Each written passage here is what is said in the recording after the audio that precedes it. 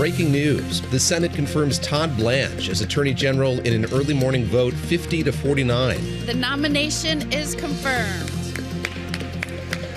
Applause broke out on the Senate floor. What this means for the future of the Justice Department.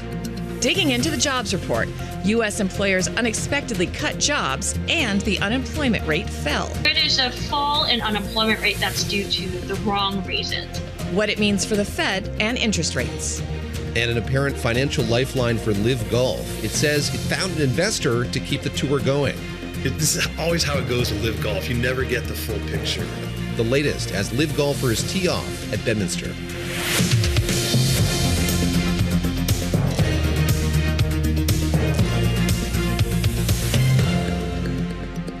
Happy Saturday. Welcome to Bloomberg This Weekend. We're coming to you live from our world headquarters here in New York. I'm Christina Ruffini. And I'm David Gura alongside Lisa Mateo. It is Saturday, August the 8th, and I want to say welcome to all our listeners and viewers across all of Bloomberg's platforms on radio, television, streaming at Bloomberg.com, and watching us on the Bloomberg Business app. A lot of action in Washington to the wee hours Late night / early morning for our Capitol Hill colleagues. Yeah, after it looking like perhaps there were some holdouts right on party lines with the two usual Republicans having concern, Susan Collins and Lisa Murkowski. Party line vote, Todd Blanche confirmed as Attorney General. That's right. That came on the heels of the sanctions bill being passed, the Russia sanctions bill being passed. Lawmakers very eager to get back to their districts. The summer recess begins in earnest. But this an achievement for the president, who was, I think, wondering if this was going to happen, had talked about keeping Todd Blanche as acting attorney general, should it not, maybe through the midterms. Going to dig into all of this in just a little bit. But first, let's get to the headlines with Lisa Mateo. Lisa? You got it. And that overnight vote, guys, it followed a tough confirmation fight that exposed concerns about party lines about installing President Donald Trump's former personal attorney to lead the Justice Department. Now, yes, it comes after Republican Senator Bill Cassidy said he would support Todd Blanche to be the next attorney general, while Senators Susan Collins of Maine and Lisa Murkowski of Alaska opposed. Also this morning, the Senate has passed a stopgap spending bill to avert a government shutdown by the end of September. Now, that move, it shows how both parties, they're looking to avoid a fight before midterm elections. The vote was 90-6 to keep federal funding at current levels through December 11th and prevent the Trump administration from transferring the funds to Border Patrol. Overseas, Russia and Ukraine, they exchanged overnight strikes. Ukraine's capital, well, it came under attack by ballistic missiles and drones, with fires reported in several districts and 3 people killed in the Kyiv region. And a fire that was sparked at an oil refinery in southern Russia by Ukrainian drone debris, injuring 5 people. That's according to the regional task force. Meanwhile, the U.S. Senate had passed a new Russia sanctions bill championed by the late Senator Lindsey Graham.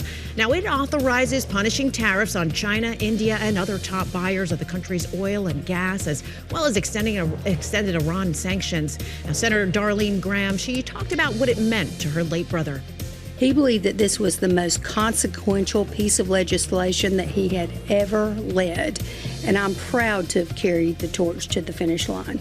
Lindsey was committed to achieving a peaceful resolution to this war, and I'm confident that these sanctions will pave the way.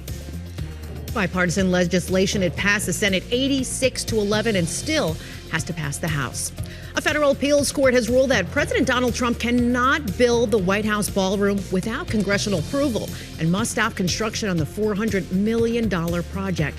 Now, the president called the decision unjust and said he would appeal it to the Supreme Court. Democratic Senator Peter Welch stressed that Congress would never give approval for that ballroom. These are vanity projects. And some reports indicate that the president is spending literally 70% of his time. The president's a busy person, and there's a lot of things he's got to pay attention to, including the war in Iran. Republican Senator John Hoeven, he supported the construction, saying that it will be something that future administrations can use.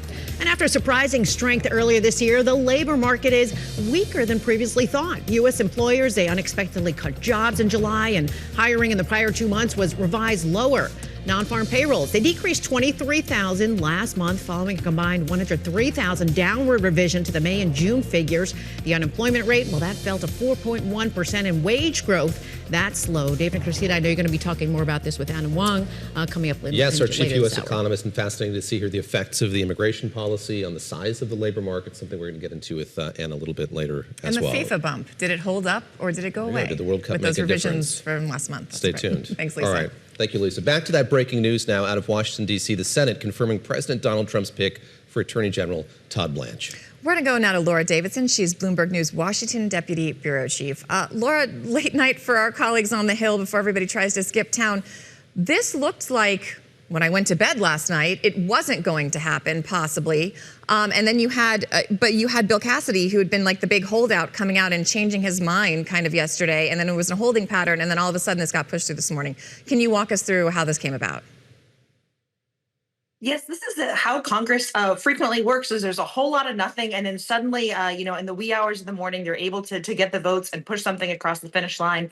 Once Senate leaders have exhausted everyone and they're, agreeing to vote for things. So this is really, sort of a remarkable end to a weeks-long saga. If you had, multiple senators coming out and expressing some concerns about Todd Blanche and also just how Trump is influencing the Justice Department, particularly this $1.8 billion quote anti-weaponization fund that would have gone to support January 6th insurrectionists and other allies of the president, as well as the president being able to cut a deal with the IRS to save himself from any tax audits. So they were able to get some concessions. Some Republicans were able to get some concessions from the Justice Department that really limited the scope of that tax deal, as well as essentially killing off that anti-weaponization fund. You still had two senators who said no way, Susan Collins and Lisa Murkowski, expressing broader concerns. But the last vote, what everyone was waiting for, Bill Cassidy of Louisiana, he is a lame duck senator. Trump essentially opposed him in his primary, and he will be leaving Congress next year. Everyone was watching him. He came out on the Senate floor yesterday and said, look, I have some problems with how the Justice Department is being run, but I think that Todd Blanche is going to be better than any other candidate that Trump is going to put forward. And so therefore, I'm going to go ahead and give him my support and vote yes. Let me play a bit of that sound from that speech. Again, this was highly anticipated, given that Murkowski defected, Collins defected. What was Bill Cassidy going to do? Let's play a little bit of what he had to say here on the Senate floor. Mr. Blanche is not perfect, and he will tell you this. But the choice is not between perfection and Mr. Blanche. It is between Mr. Blanche and another acting attorney general who may not run the department effectively under President Trump, and who indeed may not be as good as Mr. Blanche. Laura, let's pick that apart a little bit there. Not a ringing endorsement. Better there the devil by, you know is really the endorsement I would want going into a new job. But sorry, go ahead, David. What do you make of what the senator had to say to the rationale as he presented it there on the Senate floor? Well, I think you just have to take a look at some recent history. If you look at, who Trump has talked about having atop that the Justice Department in the past, his first pick back when he was recently reelected in 2024, he wanted Matt Gaetz, the really embattled and scandal-plagued member of Congress who had facing all sorts of allegations of, underage sex charges and a whole bunch of problems. That really got a very quick, swift no from Senate Republicans. That's when he pivoted to Pam Bondi. Of course, now Blanche will be replacing Bondi. But I think, in that speech, Cassidy mentioned that he thinks that Todd Blanche will be a hands-on administrator and, sort of be able to run a very, very large department with thousands and thousands of lawyers, and that he's not worried sort of broadly about Mr. Blanche's character, whereas he, sort of suggested that there would be other candidates that the president might be interested in who he would have more concerns with. You mentioned that there were these two big concerns, and one of them was this anti-weaponization fund. And Blanche kind of explained what he did. He kind of wrote a memo or a promise that it's gone away. But my understanding is it's not really binding, right? So it was enough. It was enough to get him over the line. But can he change his mind? Yes, this is really kind of the legal question surrounding this. What some members of Congress wanted is this written into law, saying that this could never come back up again. Instead, what they got is sort of a memo from the Justice Department saying this is going away. But this is continues to be concerning to some members of Congress that this could come back up in future deals. As we've seen, Trump time and time again has said he didn't really want this to go away, even though his allies and aides were telling him that this was going to be sort of sacrificed. For the broader good of getting his attorney general pick across the line. We've seen this on a whole broad range of issues where Trump says, he's moving on, but then suddenly brings it up. We've seen this with the reflecting pool. We've seen this with the ballroom, of that he continues to fight on some of these personal priorities for him. I don't think that what we saw last night meets the strict definition of a vote-a-rama. We had Stephen Dennis, our colleague, on a few weeks back, and we talked about that with him. But there was a string of legislation that the Senate dealt with before departing Washington yesterday. Another had to do with spending, and I want to ask you about that, Laura, if I could. I mean, customarily, or at least in recent memory, there have been a lot of these kind of last-minute spending bills that have been quite acrimonious. They've led to government shutdowns. What was passed, I think, was it 90-6 last night? Was not that. It didn't seem like it went down to the wire in the same way that it has in the past. What did the Senate accomplish in that regard? What does it mean for the fall as we look ahead to the midterms in terms of how the government is funded? Yeah, so what they passed is what's called a continuing resolution, or a CR. This is essentially a stopgap government funding bill to keep the government open past the deadline when current funding is set to expire at the end of September. This would keep the government open until December 11th. So essentially kicks the can down the road beyond the midterm elections, which no one wants to see a shutdown happen during then. What they haven't resolved yet is they haven't come to agreement with the House. So good points for them doing their advanced reading, but they have not reached the group stage project of this. So when the Senate comes back on September 14th, I note, they have just about 2 weeks to work with the House to get a bill passed. So there's still a chance of a shutdown. Chances ticked down significantly last night when they were able to at least get something on paper that had broad bipartisan support. But we still could be talking about a shutdown in late September. And in other votes, the Senate also passed this sweeping Russia sanctions bill yesterday that has the late Senator Lindsey Graham's name on it. We talked about that a little bit earlier. So it does a couple things. It allows the president to impose tariffs of up to 100% on Russian energy importers. These are countries that are taking energy from Russia. But it also has some other less popular clauses in there, including it can give the president more flexibility to raise import taxes on other major economies. And it seems to give him the ability to unilaterally waive these sanctions if he decides they're not a good idea. So this did get a lot of support. But can you walk us through what's in this bill and how effective it's likely to be? Yeah, this was really kind of a tricky one, as there was, a kind of a classic a cooperation of coming together of a bunch of different pieces, something for everybody to like, but also something for everybody to dislike.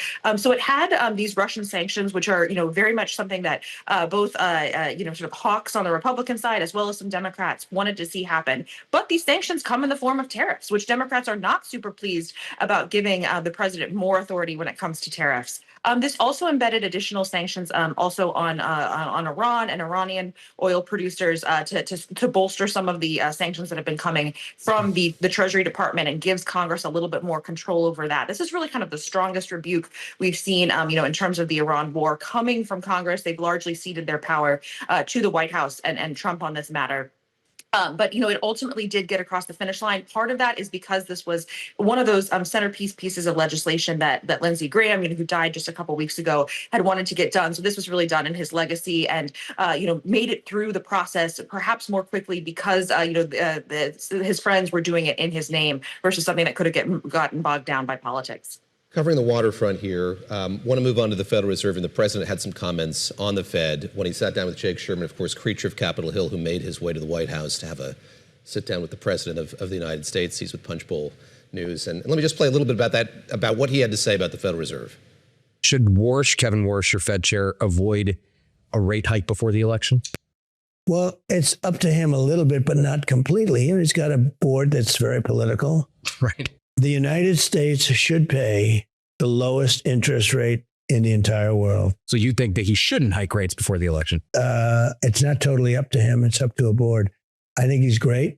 I won't be criticizing him, but I've said many times, in the old days, 20, 25 years ago, called it the old days, if you announced good numbers, the interest rates went down because you were a better credit. Right. Makes sense, right?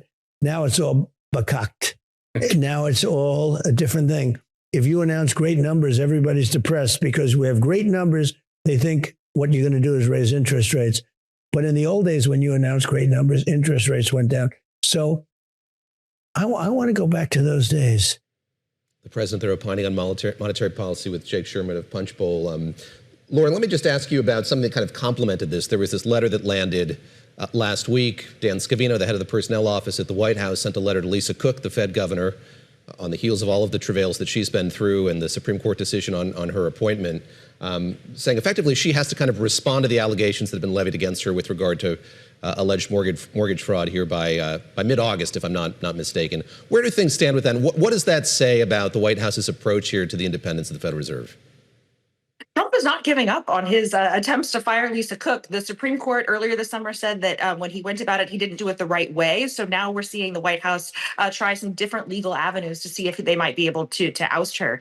We heard Trump say there, like, look, this isn't all up to Kevin Warsh. Of course, that's his handpicked chair at the Federal Reserve, but that there's a broader board here. So you're seeing the White House sort of pivot to seeing if they can pluck off other members of the board that they could then replace with people who'd be more open to the president's view of wanting to lower interest rates rather than raise them. I'll note, the president did get a little bit of, a boost perhaps in yesterday's jobs report, which while from sort of a top line perspective was disappointing in that, we saw some contraction in jobs, but it at least reduces some of the pressure on the Fed to raise rates. I don't know that that's necessarily going to lead to a rate cut, but we see the White House kind of working all angles here to see if they're able to get the monetary policy that the president desires. And speaking of retreading old ideas, we also had this Trump Birthright tourism executive order that came out this week, in which the president seems to be trying to reimpose what the Supreme Court also struck down, making it restricting those who can qualify for birthright citizenship, including staff workers for foreign governments and babies of mothers who lie about their intentions for visiting the country while pregnant. But Laura, is there any way to enforce this? This is a huge question mark. This almost seems destined for legal challenges and perhaps yet again another Supreme Court challenge in the coming months, if not year. This is, essentially the White House lawyers have been working overdrive in the past couple weeks to respond to some of those losses that Trump had in the Supreme Court earlier this summer to now get some new executive orders or new actions on the board here. But the birthright citizenship was sort of one of his most stinging losses, and looks from because of the constitutional nature of the 14th Amendment there, something that he's unlikely to have big legal successes on.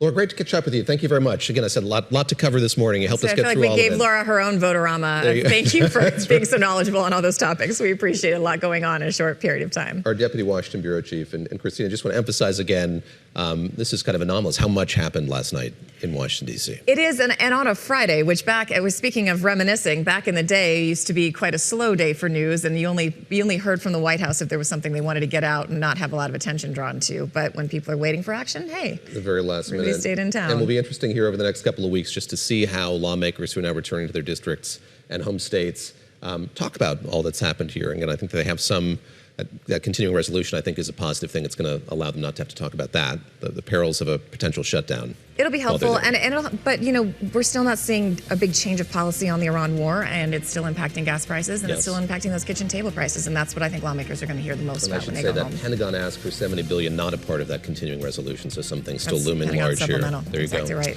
All right, we just talked about President Trump's thoughts on Kevin Warsh. How will the July jobs report impact next month's decision on interest rates? That's straight ahead on Bloomberg This Weekend, on Bloomberg Television, Radio, Bloomberg.com, and the Bloomberg Business app. Thanks for joining us live on Bloomberg This Weekend. I'm Lisa Mateo. Let's update you on today's top stories. President Donald Trump touted $3 billion in U.S. investments in critical minerals mining to reduce its reliance on China. At the event at the State Department yesterday, the president said the projects would create thousands of jobs and promote economic stability. Trump also announced plans to spend over $180 million to support educational programs for the industry. Accredited mining programs in the United States now graduate less than 170 mining engineers each year, while China graduates more than 3,000, and half of our current mining workforce is set to retire within the next 3 years. Well, Trump added that the U.S. is never again reliant on hostile foreign nations for the resources our country needs to dominate in the future. In other news, President Trump has revived his threat to fire Federal Reserve Governor Lisa Cook over unproven allegations of mortgage fraud. Now, according to a letter seen by Bloomberg, Cook was told that Trump is considering removing her and gave her until August 26 to respond to allegations made by the White House. David and Christina. Lisa, thank you very much. Appreciate it. Thanks, Lisa. All right, stocks on Friday finished higher despite a much worse than expected July jobs report. Employers cut 23,000 jobs last month. Now expectations were for job gains of about 80,000. The unemployment rate also dropped. What does this mean for Fed policymakers? We spoke with Anna Wong, the chief U.S. economist for Bloomberg Economics. The difference between the falling unemployment rate on one hand and a very weak payroll on the other hand in July's print was mainly because in the household survey, it shows that the labor force participation continued to fall, driven by people between age 16 to 24, and those folks are dropping out of the labor market. And because you have a shrinking labor pool, you don't need a lot of increase in hiring to cause the unemployment rate to go down. So it is a fall in unemployment rate that's due to the wrong reasons. That's so interesting to me because I find that part of that counterintuitive, where it's like, well, the unemployment went down because people gave up and stopped looking for work. It also seems an interesting indication that it's in those ages that you talked about. So it's younger people who are deciding not to be applying for these jobs. What are they doing? Are they waiting to enter the workforce? Are they seeking higher education, or is that not clear? I think it could be a more harmless explanation. It could be that it is July after all, and people, especially the younger folks who are waiting to go to college, the college students themselves, they are just off vacationing and they are just not working in their usual summer job and not looking for a summer job in the thick of July. And I want to play a bit of sound here from Kevin Hassett, the president's economic advisor. He was on Bloomberg television on Friday after these numbers were released, talking about participation, talking about the data more broadly. Let's take a listen. Labor force participation is kind of on a downward trajectory, which means that the break-even jobs number, that is the jobs number you need so that unemployment rate doesn't go up, has gone from maybe 120, 130,000 a few years ago to maybe about 40,000 now. And so what it means is that what the market is used to looking at, it's like a normal tread the water kind of jobs number if it's around 100, is no longer true. I want to get your reaction to what Dr. Hassett said there, and also just have you talk a bit more about what you mentioned a moment ago, which is just the pool of workers here is getting smaller and smaller. Yeah, so he mentioned this break-even concept. So economists estimate this monthly pace of job growth that's needed to keep the unemployment rate constant. And Kevin Hassett just mentioned his estimate is 40,000. Our estimate is around 55,000. The Fed, in a recent note, they think that it's closer to zero. So I think that's what Kevin Hassett is trying to say, to kind of, his point is that while we are used to the 100K type of monthly payrolls print, going forward, even a soft ones that's between 0 to 50,000, and in his mind 40,000 is actually a tolerable and decent kind of number of job growth. And I think basically he's lowering the bar for what constitute a good labor market. When you look at the picture overall, there were a few places where you saw some job growth, and there were places that were hit by job losses a little bit more. Can you just talk us through the different sectors and some patterns that you're seeing? Yeah, so the places that produce the largest drag is local government education sector, and it saw a 50,000 decline in job growth. That's pretty substantial. I think this decrease is noteworthy, and it's not something that you can just sweep under the rugs. I think this is a sign that the higher long end of the yield curve that has been rising for the last 3-4 months already, that is starting to bite. When you have higher long-term treasury yields, that puts upward pressure on mortgage rates, and that has been cooling the housing sector. And, local government derive a lot of their revenue from the local property market. So when local government's budget are falling short in the first half of this year, going into the new fiscal year, they will have less to allocate to schools. So that's what I'm seeing. And also going forward to the fall, right before the September FOMC meeting, we have another jobs report. I continue to expect the local government sector, education sector to be weak because for this reason. I just don't think it's a one-off thing. Another place that's really weak is leisure and hospitality, and that is due to the reversal of the World Cup hiring. But even here, I think it's pretty alarming. So originally, it was supposed to be not alarming because in spring we saw that there was a huge increase in hiring for leisure and hospitality. But in today's report, we also see a massive downward revisions to the last 2 months job print. In fact, 100,000 downward revisions to jobs. And a lot of it came from leisure and hospitality sector. While we thought that in April and May, that was a huge increase in hiring in hotels and food and restaurants. It actually didn't happen. It's a very mild kind of increase. And now with this last 2 months, so July and June's large negative prints in leisure and hospitality, it basically means that on net, it's cutting down leisure and hospitality level of employment from even before the World Cup. So I think that's also pretty weak. All in all, I think the bad news in today's report trumped the positive news. The only really good sector in terms of hiring growth is construction, and that's driven by basically data centers. Huh. Oh, wow. That's where AI is manifest in this report. I want to go back to the data. And of course, you swim in data day in and day out. But I think there'll be people who look at these revisions and think there's an inherent problem with the data that we're getting on the job market today. And you listen to the new Fed chair, Kevin Warsh. One of his many task forces is one that's centered on data collection and the way that the Fed looks at data. Do you see inherent problems with the way that we kind of gauge the health of the labor market? Are we not getting the data that we need? Is there some sort of deficit that is stark based on what we saw here in terms of the revisions today? Yeah, so persistent downward revisions to jobs data has been the trend for the last 3 years, really.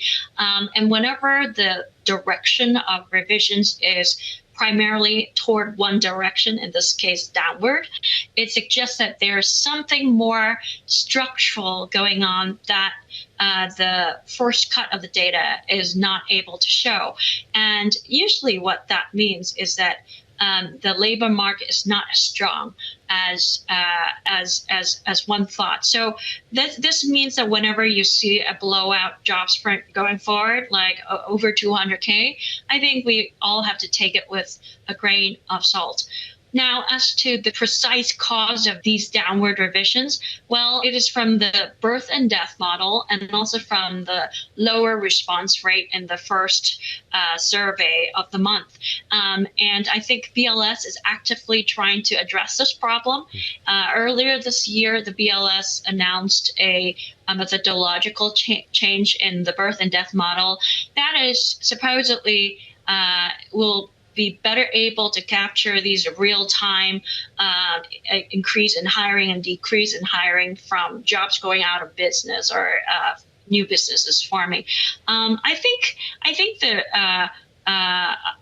the BLS and other federal agencies are actively trying to work on this problem, and it's not because any federal agency's statistician is fudging the numbers.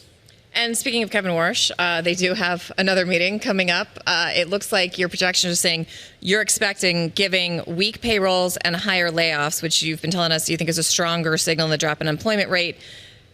We're also expecting a soft CPI to come out. You think that means Fed rates are going to hold in September? Yes. So many analysts after today's weak job report says all attention will be focused on next week's CPI. So my team has spent the last year painstakingly working on collecting millions of prices every month. We call this project the Bloomberg Price Project. And our assessment from looking at July's prices is that it will be a modest print next week. Year over year, core CPI is likely to come down to 2.4%. And that is the lowest year over year reading in more than 5 years. that is very significant because one of the very popular talking points amongst the FOMC hawks lately is that inflation has been above target for more than 5 years, and therefore the Fed needs to, start hiking regardless of, the data. Well, if CPI is coming down to a new low in more than 5 years, it means that that talking point likely is expiring, taking away one big reason for why so many FOMC members want to hike rates. Maybe I could close by asking you, as we kind of linger here on the Fed and Kevin Warsh, sort of how he might be processing the data that we got from the Labor Department on Friday of this week. During the last FOMC at the press conference, he talked about the strength of the labor market. So much more attention was paid to the inflation side of the Fed's dual mandate. Does this at all complicate his thinking, the thinking of other policymakers going forward here? Obviously, it seems like absent him talking as much as his predecessor did, we're listening a lot more to Fed governors, other members of that committee. Sort of, what are you listening for? How does this change the way that the Fed is approaching the U.S. economy? Well, I think that today's payrolls report vindicated Warsh's position not to hike rates in the last meeting, but it didn't vindicate his communications style. The way he explained the decision last week was 1 month of data doesn't matter. Right. So by that logic, then today's weak payrolls data factor very little in his thinking, but it factors a lot to the market's thinking. Kevin Warsh also said that let's let the market determine the signal, and let's reduce Fed communications to get a cleaner read of market reaction to data. Well, the market today tells Kevin Warsh that, well, maybe you don't need to hike rates as much in September. Judging from the futures pricing of the chance of a rate hike in September. All right, Anna Wong, our chief economist for the U.S. here at Bloomberg. Thank you so much.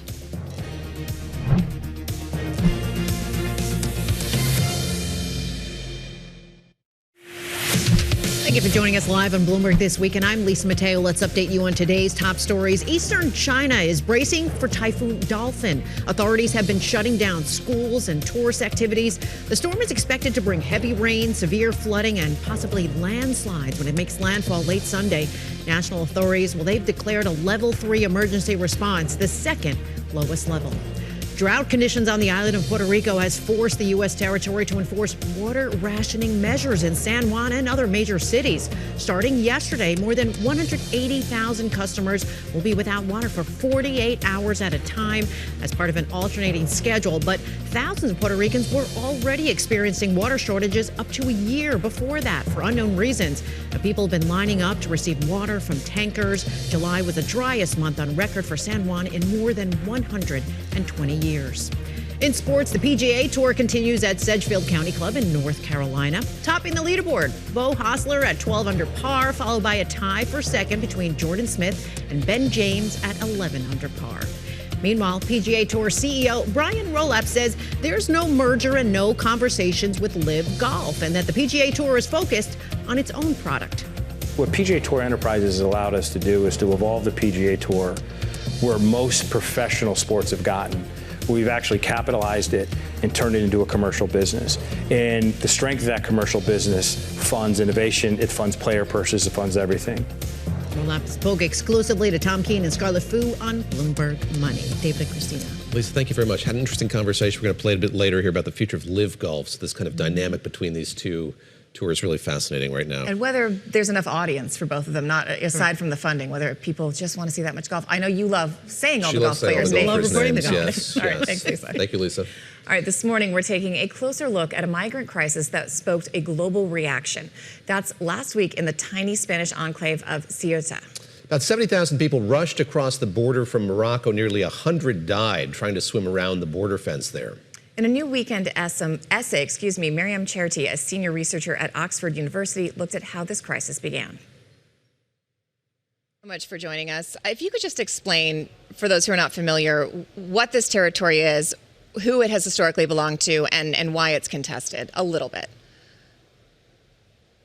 Okay, well, first of all, Ceuta is not in mainland Spain. Ceuta is on the African continent, and it's been under Spanish control. Ceuta and its sister city called Melilla under Spanish control for over 500 years now. And it's not part of the Schengen space either. So when Moroccans go to Ceuta, they're not necessarily in that Schengen space. That's an important distinction to highlight. And so over the past 30 years or so, there've been successive attempts to cross irregularly to those Spanish enclaves. And what happened last week was unprecedented in scale and unfortunately in human loss as well. Because within the space of 48 hours, it's been reported over 70,000 Moroccans and a small number of sub-Saharan migrants as well made it to Ceuta. They soon kind of returned, some of them voluntarily, but there's reported about 3,000 or so who are still in Ceuta, with a large majority of unaccompanied minors. Lots of us have seen the images and the video of this, and perhaps are aware of the kind of social media fervor surrounding all of it. And in your piece for the weekend, you write, this did not resemble a centrally coordinated propaganda campaign. What have we learned about what brought this about? Absolutely. I think there is no single explanation to what happened. Social media might have acted as a catalyst and helped synchronize kind of frustrations that already existed among those who've made that crossing in terms of unemployment, low wages, or limited mobility opportunities to go to Europe or even to go to Ceuta, as previously was the case for the local population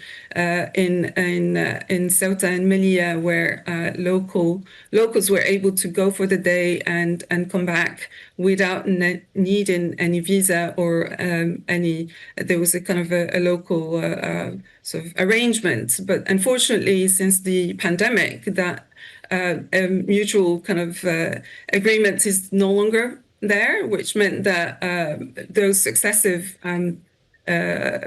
mass crossings happened more frequently. So yes, I think there's no robust evidence either to support the fact that this was only smuggling networks that facilitated this, because actually the closeness between Morocco and or at least the neighboring town and Ceuta, you wouldn't need a smuggler. So most of those who've made it on their own.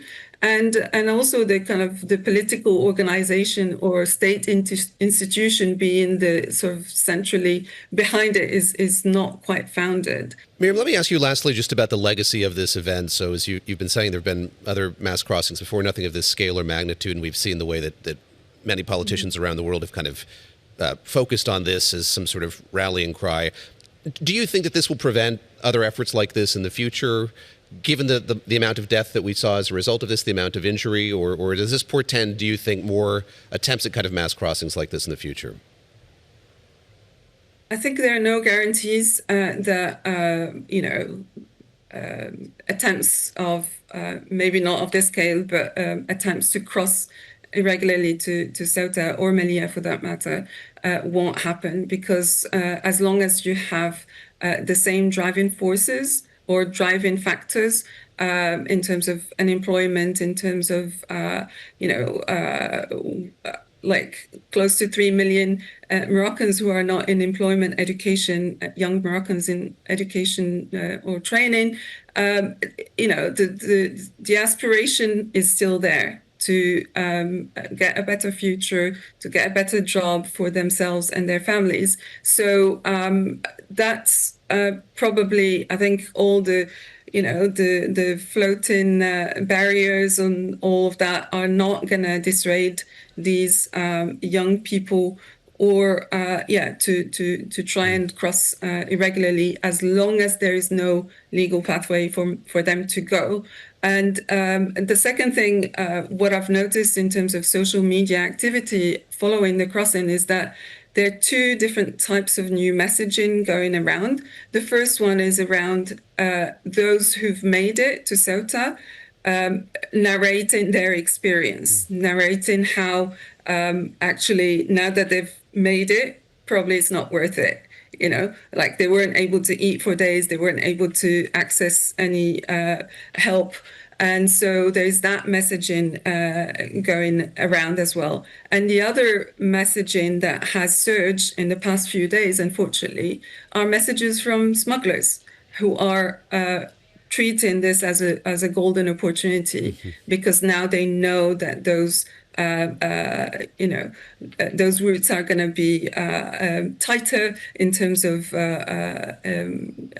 immigration enforcement. So that makes the opportunity for those migrants to cross on their own less likely. So they will have to get the help of a smuggler. All right, and up next, it is BT Dubs. Now for something completely different. David Gura, would you spend $100 for a hot dog? No, I would not. But before we get there, let me go back to what we were just talking about. I mean, you've been tracking this story very closely, the Ceuta story. Yes. I'm curious, what stood out to you? I mean, for me, it's the fact that she said this could happen once again. I mean, I think we're looking at this kind of as a landmark event here, but she was saying, we saw it back in 2024. It's likely to happen once again. What do you make of the swirl of social media surrounding all of this? I mean, it's interesting because there's a lot of chatter online that this was prompted by someone. There's, unfounded rumors of government agents being in the crowd. It just seemed too organized for a lot of people. But as our Bloomberg folks analyzed it, it's all in a local dialect. It's all in Arabic. But it does seem something is driving this. And we've seen this with caravans in the U.S. as well, right? Something sparks it and everybody shows up at the border. So I think it is likely to happen again, even though in this case, most of those migrants were sent back and are saying pretty openly, don't do this, it wasn't worth it. All right, now back to that hot dog. No, I would not spend $100 on a hot dog. This is quite the subject change. All right, Lisa and BT Dubs, coming up next, we're gonna dig into something a little more cheerful. Stick with us.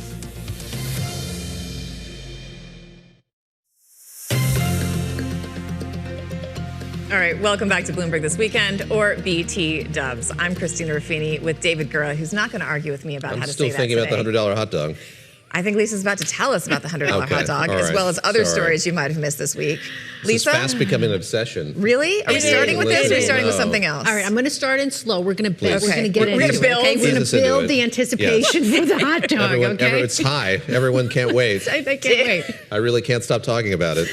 How about this? Lisa, please speak so David doesn't anymore.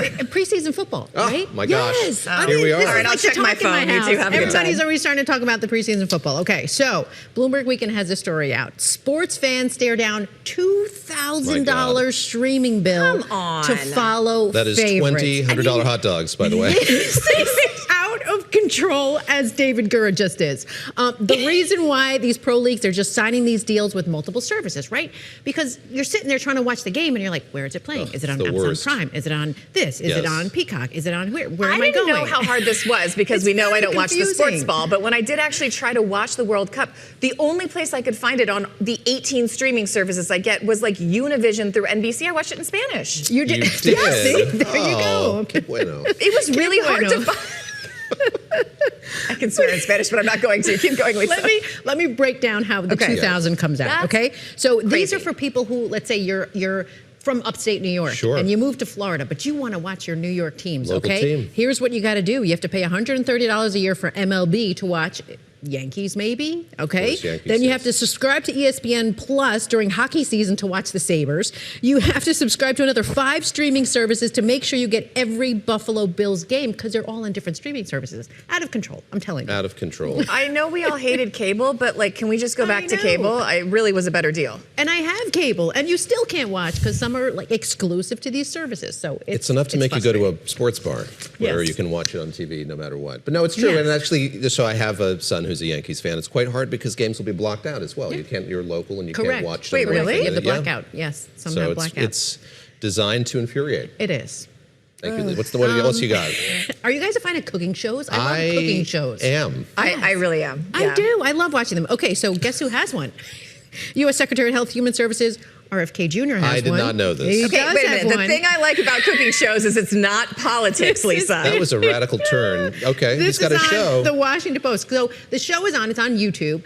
The reviews are out. This one's from the Washington Post. RFK Jr.'s cooking show is a rich person's solution to a poor person's problem. Interesting. Okay, so the show is basically based on this premise that, yes, America's diet is horrible, right? So he has a special celebrity chef each time who goes along with him. And they want to, here it is, how to cook delicious, nutritious meals with real ingredients at affordable prices. So that's the premise of it. Premise. It is, but here's the problem that the Washington Post found is that in an episode, he goes through salmon cakes, right? How to make it, the arugula salad with it. And he says the recipe is going to work for about $4.91. The problem is that that's the price per serving. You got to grow your own arugula. So if you want a little arugula, if you don't want to buy the whole container of mayonnaise, avocado mayonnaise, so it doesn't take that into consideration. They say it really comes out to like $73.46 a person. So that's Holy what they're crap. saying. Yeah, so it's a big difference if you think about it. Also, like economies of scale when you're cooking for a family, like even as a single person who tries to cook, like sometimes it just doesn't save you that much money because you can't eat it fast enough, you can't make enough, and you have to buy a giant thing of arugula or a giant thing of olive oil. Like if you don't have that stuff in your house, it's really expensive. Yeah. Second show here by a cabinet secretary. Sean Duffy had that yes, travel the show with travel his family, show. but it's not out yet. Nobody knows where it is, so stay tuned. We'll give you an update totally on missed that. No? All right, we'll have to The tune them Post out. mentioned that too. Okay. Okay, you want to get to the hot dog? Can we do it? Boy, do I. Let's do it. Wall Street Journal has it out. You got to see the pictures. Okay. The rise of the $100 hot dog. Is that caviar? If you're listening on radio, there is caviar on a hot dog. Okay, we have A the rich man's $100 sauerkraut.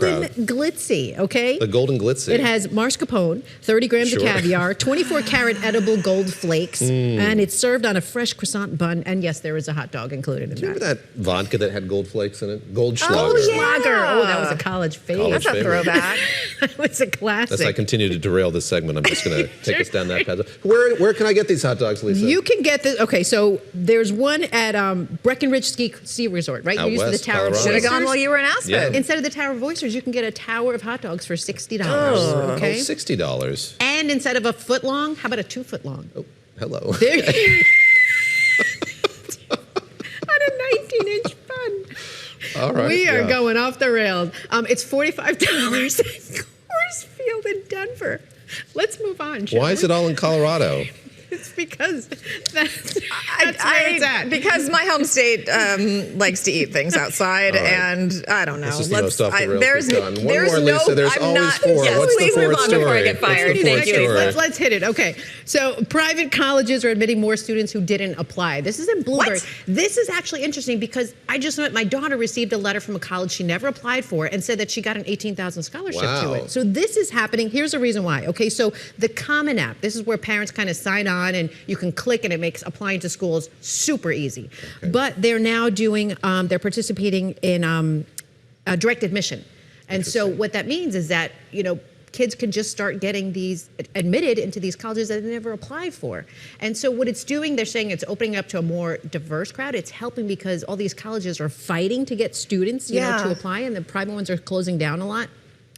So it's just a way to kind of increase their enrollment. And students are saying it's opening up their eyes to the scholarships that are available. that they That's wouldn't how I have ended up at places. TCU is Yeah. you take the PSAT in those colleges. It's not an offer, but they will try to recruit you. And Yeah. I did get a letter from a school I'd never heard of and ended up going there because they gave me money. So it's kind of a cool thing. I like that. It is. It is. And I like it's that more it's than a helping out. $100 hot dog. At Lisa, the moment, thank you I like very it more much. than David Gura. Lisa, So thank you, Lisa. Lisa with BTW. We are coming up on 8 o'clock in New York City. Berkshire Hathaway set to release its earnings just moments from now. We're going to watch as that crosses the terminal, bring you those results as they come through. And if you're not sick of us, the next hour of Bloomberg This Weekend starts right now.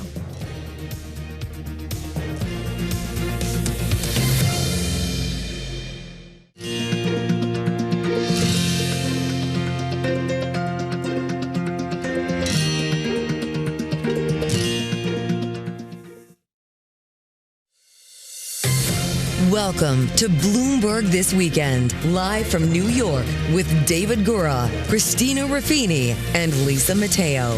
The latest headlines, key analysis, big interviews, and the stories that hit home on your days off.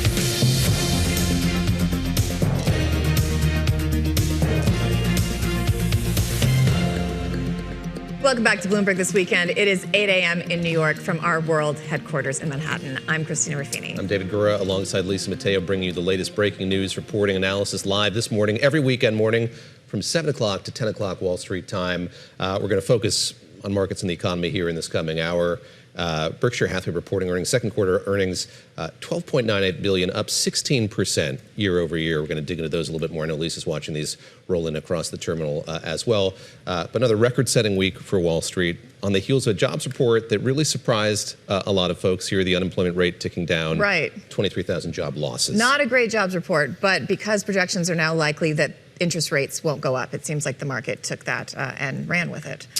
And we're going to talk about that, and we're going to talk about Berkshire Hathaway, which the big first reporting was our first day, and we ended up also having the Iran war that day. Yeah, other matters intervened. So it'll be nice to dig into that and kind of see how the company's doing since the big guy stepped away, and we've got Abel in charge now. All right.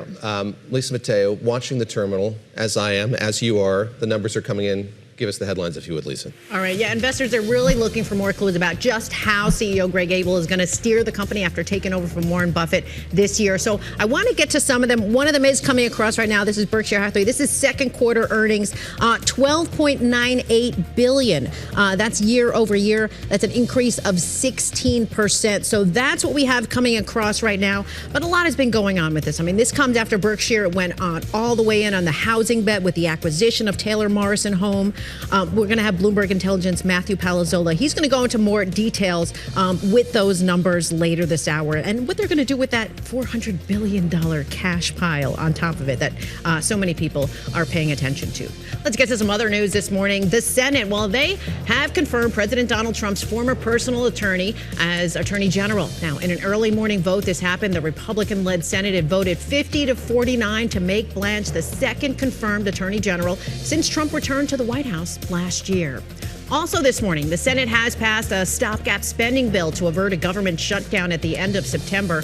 The move shows how both parties, they're looking to avoid a fight before midterm elections. The vote was 90-6 to keep federal funding at current levels through December 11th and prevent the Trump administration from transferring funds to the Border Patrol. Overseas, Russia and Ukraine exchange overnight strikes. Ukraine's capital, well, it came under attack by ballistic missiles and drones, with fires reported in several districts and 3 people killed in the Kyiv region.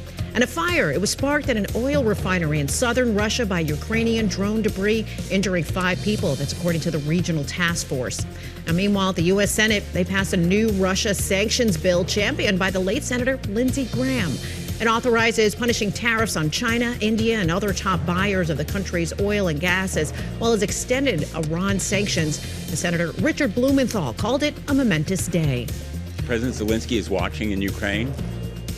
Vladimir Putin is watching in Moscow. I'd like to think Lindsey Graham is watching as well and proud of what we've done, because today we send a message to Vladimir Putin: you will not win this war. The bipartisan legislation, it passed the Senate 86-11 and must still pass the House. And a federal appeals court, they have ruled that President Trump cannot build the White House ballroom without congressional approval and must stop construction of the $400 million project. The president called the decision unjust and said he would appeal it to the Supreme Court. David and Christina, just want to get to a few more headlines on Berkshire that just came out. The cash pile that we were talking about, it falls to $365.51 billion in the second quarter. So that was a number that a lot of folks were waiting to hear. All right, we're going to dig into that more, as you said. Especially because of that acquisition, in part, right? It's still pretty sizable at $365 billion. Exactly. Some more on that to come here in just a few minutes' time. All right, thanks, Lisa. All right, as Lisa just mentioned, we've got breaking news. Just hours ago, the Senate narrowly confirmed Todd Blanche as Attorney General. The vote was down party lines, 50-49. Republican Senators Lisa Murkowski and Susan Collins sided with Democrats, while outgoing Senator Bill Cassidy decided, kind of at the last minute, to go ahead and confirm Blanche. Well, the incoming Attorney General was a controversial pick by President Trump, as Todd Blanche served as the president's lead defense attorney for the 2024 hush money trial. Joining us now is Bloomberg senior D.C. editor Wendy Benjaminson. Wendy, great to have you with us here as we take stock of what was a busy evening an early morning in Washington, D.C. Talk a bit about this. I mean, Todd Blanche had been serving as acting attorney general, and I'd been wondering over the last few weeks sort of what difference it would make notionally to have him there in an acting capacity or a permanent one. The president even floated keeping around in an acting capacity if he could get the votes here before the midterm elections. Talk about the importance of this vote and indeed what Bill Cassidy's support of the nomination says about the Senate today. Sure, David. And as Lisa was going through all those bills, you know, a couple of them passed overwhelmingly bipartisanly, which is amazing these days. But this one squeaked by 50-49. Todd Blanche is not popular with either party in Washington. If it wasn't for Bill Cassidy, once again, voting, apparently holding his nose, saying he was holding his nose for this nominee, it wouldn't have gone through without intervention from the vice president. So it's an interesting nomination. I mean, Trump could have kept him as acting for as long as he wanted, but it never, you know, they like the permanence of having a Senate confirmed cabinet member. So as you said, Todd Blanche was Trump's personal lawyer during his criminal trials and continues to act in a way that has made people suggest he is still Trump's personal lawyer. The Justice Department once treated as an almost independent agency in the executive branch. Trump has really involved himself in every detail, directed prosecutions, and Todd Blanche is willing to go along with that. And that gave two Republican senators, Susan Collins and Lisa Murkowski, enough pause, especially over this tax audit deal and the weaponization fund. But Bill Cassidy was able to find it, despite his deep concerns, as he put it, to vote for him. It was a little bit of, we were talking earlier, a better the devil you know argument, saying he didn't know, you know, he's better than some of the other options that could possibly come if he weren't in charge. I also want to ask you about this Russia sanctions bill, because we heard Senator Blumenthal praising it and saying it's a message to Vladimir Putin, which is true on its face, but there's also a lot of carve-outs here, right? There's a lot of ways the president can decide not to enact sanctions or waive sanctions if Congress puts them in. And it also could give the president more flexibility to raise tariffs and import taxes on other major economies. That's right. I'm not quite as familiar with this as I should be this morning, but I do know that, yes, what this bill does is really increase tariffs on countries that do business with Russia. Russia is sanctioned to the hilt. There probably are very few more sanctions we could add, the U.S. could add on top of Russia. But what this does is punish countries who continue to supply Russia with goods and services that it needs to, you know, to keep its economy running in the face of this grinding war that Putin just won't see an end to. So yes, this bill also passed incredibly bipartisan. I think 86-11, something like that. That's not good math, but maybe that was. Don't make me do math on a Saturday morning. No, that's fair. That's always my rule. I support that. But it definitely was also in honor of Lindsey Graham, the recently late senator who really championed this bill and was a huge supporter of Zelensky. And it sort of brought that unity about the Ukraine war back to the Senate, where they had been divided. President Trump isn't crazy about this because he says that his ability to convince Putin to join the peace table will be hurt by this. But Putin hasn't shown much willingness to show up at the peace table anyway. Wendy, very quickly here, we had these jobs data yesterday. We heard from Lisa Cook on the heels of that, the Federal Reserve governor, and we also learned that a letter had been sent from Dan Scavino of the White House Personnel Office to Governor Cook, telling her the White House is demanding more information about her mortgages as they look for ways to get her out of that position in the wake of that Supreme Court decision. I'd love to get your read on the significance of that, this 3-page letter, again, that she received, and what it means for the institution's independence and the path forward here for the president when it comes to wielding influence over the central bank. Right. Well, that's another agency or organization in which he definitely wants to put his thumb on the scale of everything they do. You know, he threatened to fire Jerome Powell, the former chairman, numerous times. And in fact, Powell, after his term as chair of the Fed ended, decided to stay on the board just to sort of keep an eye on the Fed's independence. Lisa Cook, we thought, had survived this attempt to fire her. on this sort of flimsy charge of, something wrong with her mortgage payments, where she claimed lots of different lots of different properties were her primary residence. She claims it's a clerical error. There are a number of Trump administration officials who have the same thing on their mortgage papers of multiple residences. And so, she thought she was clear when the Supreme Court said, no, you can't fire her. And now he's trying again. He's got the chairman he wants. And he's sent her this letter saying, you're back up in the hot seat. So, I'm sure her lawyers are on top of it. The courts will be on top of it, and we'll see what happens. All right, our senior DC editor, Wendy Benjaminson, joining us from Washington this morning. Thanks, Wendy. Going to stick with those jobs numbers now. Wall Street seems unfazed by Friday's dismal jobs report. All major indexes finished in the green, with the S&P 500 closing at a record high for the 26th time this year. The NASDAQ and Dow also ending with their best week since April. Joining us now with more is Joe Quinlan, managing head of market strategy at Bank of America Private Bank. Joe, great to have you with us on this Saturday morning. Thank you very much for making the time, and definitely want to talk about your most recent note and analysis of the market. But let me just start with the jobs data and sort of how you processed what we saw yesterday and what it says to you about the health of this U.S. economy. Well, it speaks to the underlying health of the economy, David, despite the miss. When you go beneath the surface, you see the fact that we had some seasonality with a local government World Cup, but what I looked at was very encouraging, the increase in jobs for construction and manufacturing, healthcare. So I spent a lot of time talking to our bank clients, commercial clients, and they're talking about adding labor, not shedding it. In some cases, using AI, automation, but the job market remains, I think, pretty on solid footing. But are you at all concerned that even the job growth we're seeing, construction jobs, in my head when I read that, I thought, oh, we're building houses again, that's great. And then we dig into it and it's mostly AI data centers. It seems like it's all the same circular AI world. I mean, the exposure there to me seems very high, but you're the expert. You tell us if you're still bullish on this, tell me I'm wrong. No, you're not wrong. And you're on track with that. You're seeing a huge contribution to GDP, industrialization, the materials demand from data centers. But also, you're seeing foreign companies come in here, increase their production of chemicals, automobiles, automobile parts.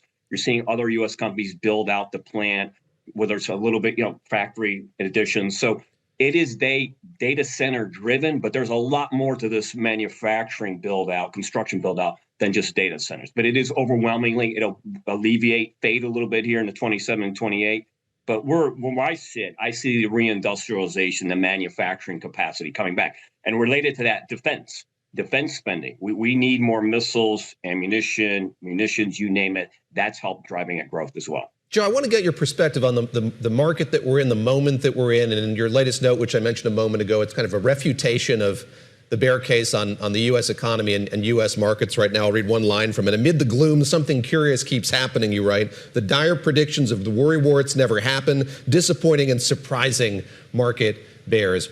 What explains the resilience here as you see it? And what gives you grounds for the optimism that you have about the markets and the economy?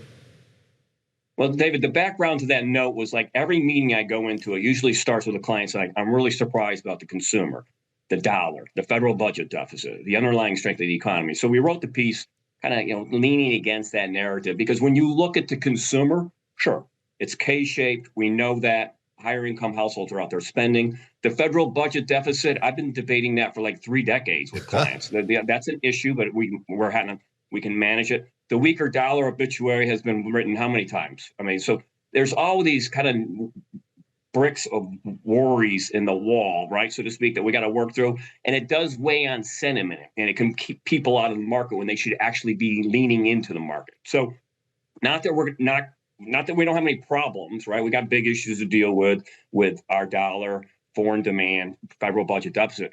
But the underlying capacity of this U.S. economy to absorb the shocks, take the blows, reset is underappreciated still. And to me, that's a lean into on any pullbacks to buy.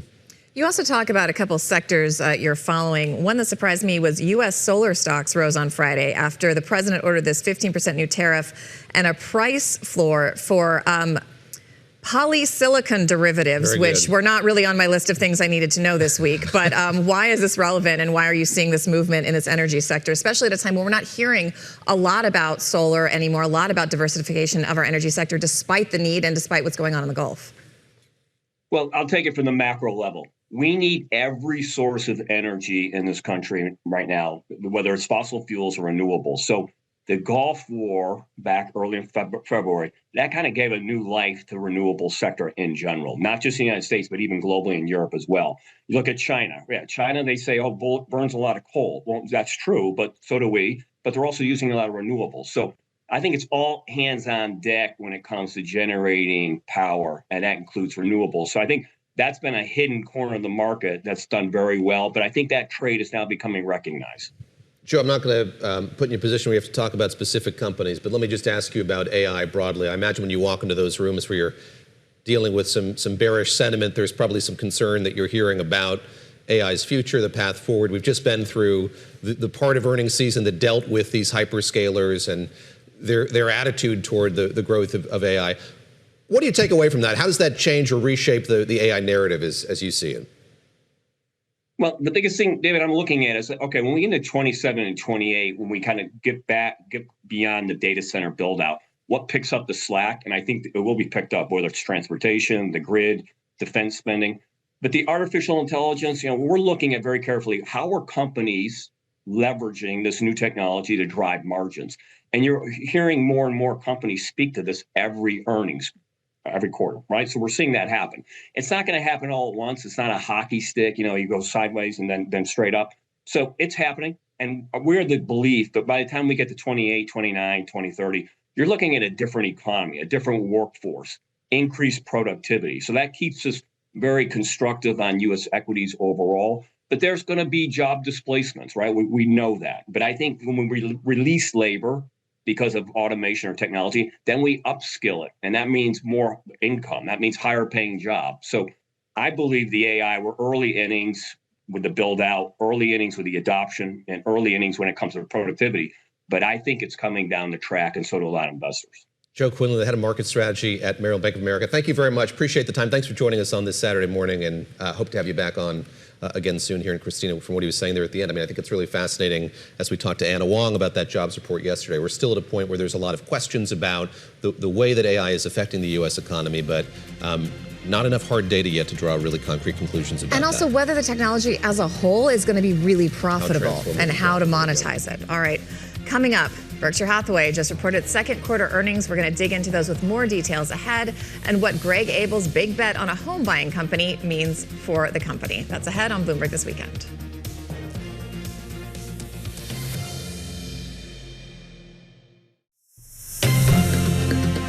Welcome back. We're going to turn to that breaking news from Berkshire Hathaway, the company reporting second quarter earnings just a few minutes ago. With us now, Matthew Palazzola, Senior P&C Insurance Equity Analyst for Bloomberg Intelligence. He's brought a friend as well, that is the squishmallow Warren Buffett, which I should say, Matt, before we get into the substance of these earnings, this is a Berkshire Hathaway. This is part of the conglomerate. Squishmallow is part of the conglomerate. It is. So a very important part of the conglomerate. Yes.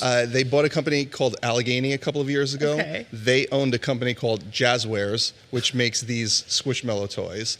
And then every year at the annual meeting, they started making a commemorative Buffett and Munger Squishmallow, and people line up around the convention center. And you are people, because you didn't get one. So did you line up for this? I'm always people. At our I insistence. lined up for this, yes. All right, I've taken us on another diversion, and I apologize for that. Well, earnings just came out. I think it's amazing. Haven't seen the line item for the Squishmallows yet, but just walk us through the main takeaways here. I looked at your preview of this. Earnings roughly in line with what you expected. I think you said 11 to 12 billion, so right near there. Looking at my cheat sheet, a little bit better than I thought. The insurance earnings better, kind of across the board, everything better. I was a little disappointed with the share repurchase. So they bought back about $4.5 billion worth of their own shares. That is much more than they've done over the past couple of years, but less than I thought they were going to, given some disclosures they made in July. You thought around 8? Yeah, I thought around 8 because... So why are they doing that? So I think a couple of reasons. So Greg Abel has taken over, and my guess, they don't really talk to anybody, but my guess is that he's viewing the intrinsic value of businesses a little bit higher these days. So number one, the insurance businesses, they're over-earning, but I think some of the gains they're making are sustainable. So I think he's looking at that a little bit better. Burlington Northern, the railroad, he's got his eyes on that. He called them out at the annual meeting. He said they're going to improve their margins there. So I think the underlying earnings power of those businesses are improving. They have tons of cash, so I think he's putting some of it to work. I want to talk to you about that cash, though, because their pot did fall. I mean, it's still an enormous number. How much of that? I mean, they bought this home builder, Taylor Morrison, for $6.8 billion. But the math isn't quite mathing. The cash balance could hit more than that. So they did a couple things. They also bought $10 billion worth of Google stock. Okay. They bought a stake in a Japanese insurance company, Tokyo Marine. So they actually, this was a spending quarter for them. It looks like, I didn't get the full numbers, but it looks like they were a net buyer of stocks over 6 months. So putting more money to work than Buffett was doing in his last year as a CEO. Let's talk just a bit about Greg Abel. So this is the second quarter of earnings that we've gotten from him. Behind you, we had pictures of him at Sun Valley at the Allen & Company conference. How is his tenure going thus far? So this was a hotly anticipated transition. A lot of people wondering sort of how much continuity there would be between Berkshire under Buffett to him. What have we learned over these last 2 quarters? What have you learned since you were out in Omaha for the big event a few months back? Yeah, I think he is much more communicative than Buffett was. And what does that mean? I mean, I've been to the Berkshire website, which is janky. I mean, it's from like 92 or something like that. HTML, straight out of AOL days. Yeah, it's not in that way. Okay. More in the annual meeting, talking, having more managers there, giving more detail on the companies. Buffett was always, it was great to hear his kind of wit and wisdom, but he was really not talking too much about the operating results of the companies. Interesting. So Abel is doing that. He seems to be much more focused on the operations of the companies, the nitty gritty. Buffett had said over the past couple of years that he was passing people off to Abel regardless. So he was kind of running the ship for a while anyway. Yeah. So I like what he's doing so far. Impressed, especially like seeing him put capital to work. Does he have his own Squishmallow? And how many of these reports do we have to have before? I almost feel bad for the guy. He's going to spend, I mean, he could have this job for 10 years and we could still be comparing him to his predecessor. I mean, that's, the blessing and the curse of being the CEO of Berkshire Hathaway. All right. You mentioned the railroad business. Talk a bit more about that if you would. I mean, just being a crucial part of this portfolio for a long time. Yeah, so they bought the railroad business. Berkshire is huge on these monopolistic, necessary businesses that will be around for as long as time, right? So that was the impetus behind buying Burlington Northern years ago. What has happened is the metrics versus public peers are just worse. So their operating ratio, which is a railroad metric, I'm an insurance guy, but Moonlight is a railroad guy. Sure. That metric has been worse than their closest competitor. And Abel is really focused on improving that. And it's languished for years. So I think should they do that, increases the intrinsic value of the business. It's still a great business for them, but it needs improvement. One of the places it seems he has stayed pretty consistent is this concentrated portfolio and really backing these, this handful of just these 5 big stocks: Apple, American Express, Coca-Cola, Bank of America, Alphabet, Google. Is that going to stay consistent, do you think? Is that what investors are still looking for? Is that continuity, or do they want him to diversify that portfolio at some point? He explicitly said we're going to focus on this core group of stocks and not trade much around them. I don't think people want to see him jumping into new names. I think they'll make moves around the edges, but I think these are going to stay the core portfolio. They made some moves around Apple. Took out a lot of Bank of America stock over the past couple of years, so I think it stays pretty steady. We may want to wind back here to the home building acquisition they made, but before we get there, I mean, your bread and butter is property casualty insurance, hugely integral to this business as well.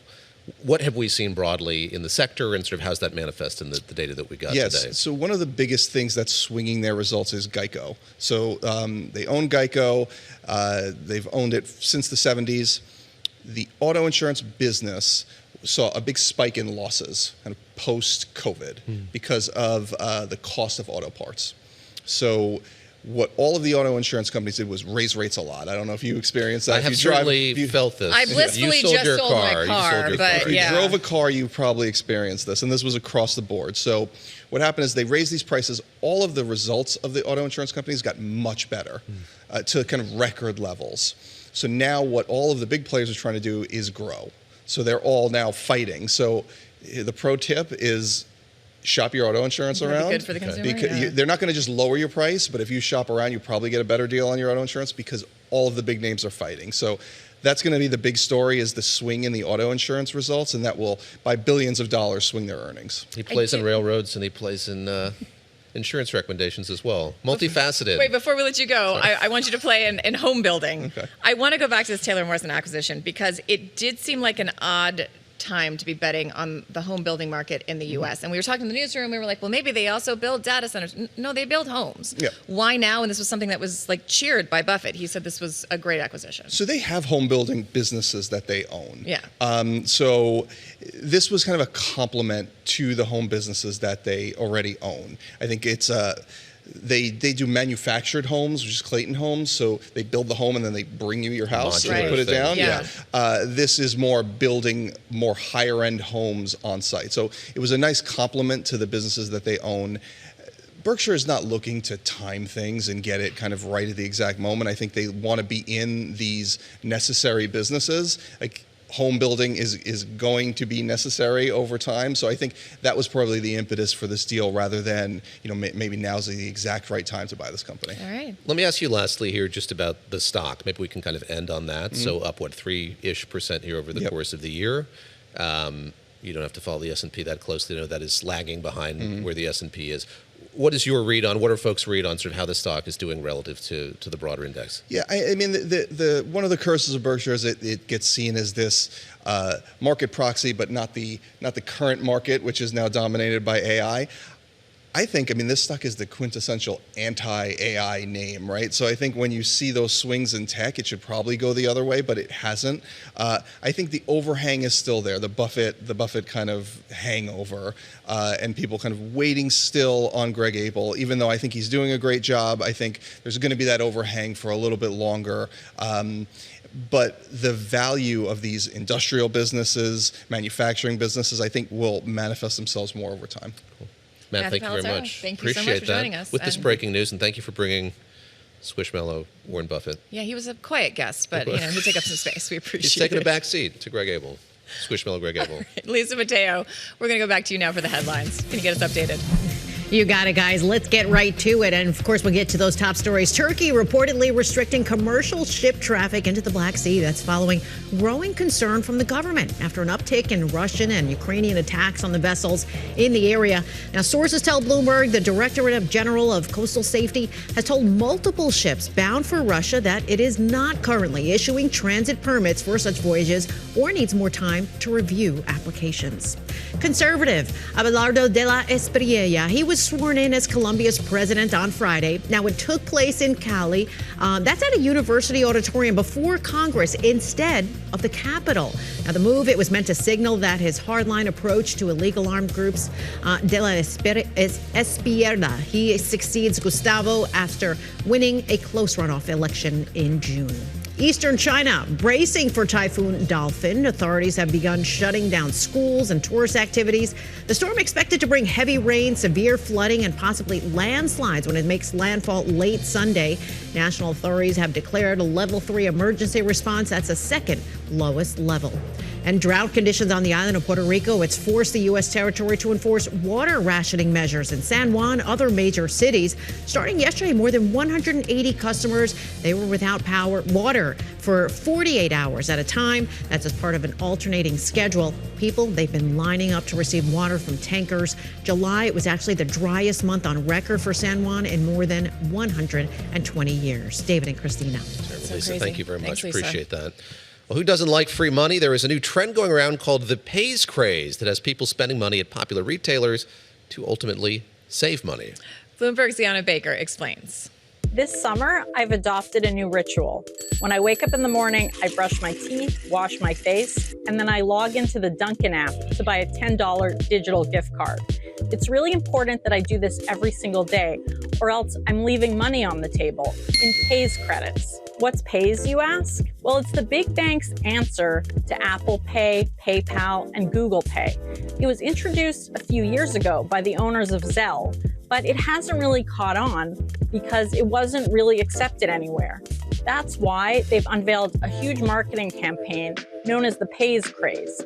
Dozens upon dozens of credit cards are eligible, since the company that owns it is owned by some of the world's biggest financial institutions, like JP Morgan, Wells Fargo, and Bank of America. For each card that you activate with Paze, you can get $10 back on 10 different transactions. People are striving to make transactions as close to $10 as they can, so they don't spend extra money, which is why hunting for precisely $10 gift cards has proved popular. Facebook groups devoted to credit card perks have been overrun with questions and strategies, with so many people buying Dunkin' gift cards that a $10 a day cap was put in place. Developing their own digital wallet is really important for the banks because that means they keep more credit card fees. The question is, will people use Paze once the promotion's over? It's unclear, but the customers I spoke to said that one hurdle was that it's a little clunky and it's not really accepted everywhere yet, so you can't use it on Amazon or Walmart. So it's a bit niche for now, but at least people know it exists thanks to the Paze Craze. Now I know about it. I didn't know about it. People were talking about this in makeup this week, and I think that's what they were talking about. But a lot of people said it was too difficult to navigate. I'm terrible with this stuff. I am too. All these whatever. All right. Well, if you're better at it than we are, you can read more about it at Bloomberg.com. All right. The return of the SAT is coming up next. Why more universities are once again pushing for standardized test scores in their admissions processes. That's coming up next here on Bloomberg This Weekend. You can find us on Bloomberg Television, Bloomberg Radio, Bloomberg.com. You can stream the show on the Bloomberg Business app. Stay with us. We'll be right back.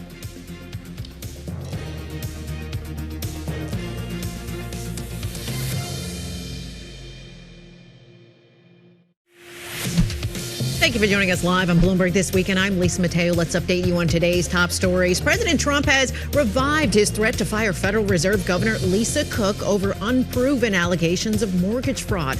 According to a letter seen by Bloomberg, Cook was told that Trump is considering removing her and gave her until August 26 to respond to allegations made by the White House. After surprising strength earlier this year, the labor market is weaker than previously thought. U.S. employers, they unexpectedly cut jobs in July, and hiring in the prior 2 months, that was revised lower. Nonfarm payrolls, they decreased 23,000 last month following a combined 103,000 downward revision to the May and June figures. The unemployment rate, well, that fell to 4.1%, and wage growth slowed. Trump Media and Technology Group have ended a deal to form a digital treasury company to buy the Crypto.com digital token known as CRO. Now, the two companies, they also dropped a plan that would have made prediction market contracts available on the Truth Social network. It comes after Bitcoin prices, well, they fell by nearly half to around 65,000 since their peak last year. And what would you do to get 20% off your next purchase at the pump? Well, one Sunoco gas station in upstate New York, they're offering the discount deal for gas and other products to customers who, yes, show off their best dance moves. I kid you not. People have been going all out. This video has reached over 1 million views on TikTok. The promotion does not include tobacco and alcohol, though I'm not sure if any of them did partake before doing these dances. Would you do that for the discount? For 20%? You're darn right I would. Would you? You know me. I'm a dancer. Oh, that's generally my go-to description for you. David Gura, known the dance party fan. Animal. Yes, Oh, at my a goodness. Sunoco or wherever. I do it. Cumberland That's a great discount. Also, like, come on, Convenience everybody's store laughing. dancing. It's a nice moment. It entertains everybody. It does. That's definitely And get my 20% philosophy. off. Come on. And 20% off.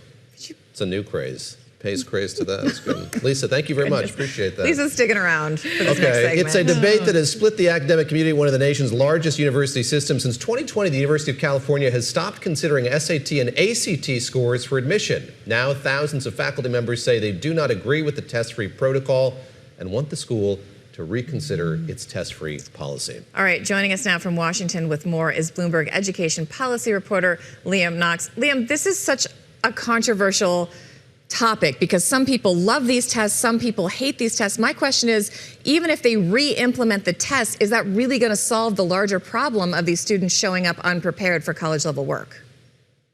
It's a great question, and one that's kind of at the heart of this debate, honestly. There are a number of other factors, as I think anyone who has been observing or living through the past 5 years with or without college age, high school age kids would know. There's been the rise of AI use in the classrooms.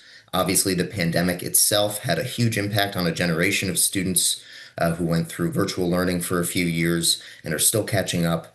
So the question of like what is the actual cause of this lack of preparedness is very much up in the air.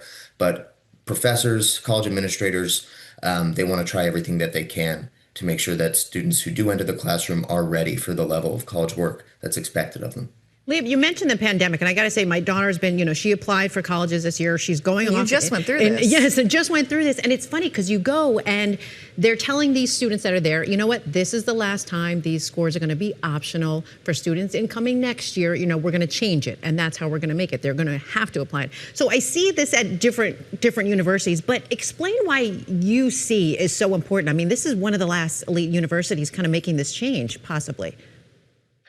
Possibly. There are a number of universities that are still test optional, especially the large public institutions, University of Michigan, a number of others that have not gone back on their test optional policies. What makes UC very interesting is that this is they weren't just test optional. In 2020, when they got rid of SAT requirements, they went test blind, which means that admissions officers can't consider standardized test scores even if applicants submit them. Also, the UC is a massive, as you mentioned, a massive public university system. And it's not just the elite schools, UCLA, UC Berkeley, UCSD, that are in consideration here. There's also schools like UC Riverside and UC Merced, which take over 90% of all of their applicants and serve a very different, much more local population. Where maybe there's a question of, is one test policy for the entire system really the right way to go? I think it's, oh, sorry, go ahead. No, go ahead. No, I think it's interesting because I don't know about you, but when we were going to school, to me, the tests were kind of the leveler for kids who didn't go to fancy schools or didn't get that great grades. Like if they were smart and they took a great test, they could get money and go to college. Now it seems almost the opposite is true because you have wealthier schools and wealthier parents who can game the system. They can get these ADHD diagnoses for longer times. That was a big part of that college admissions scandal.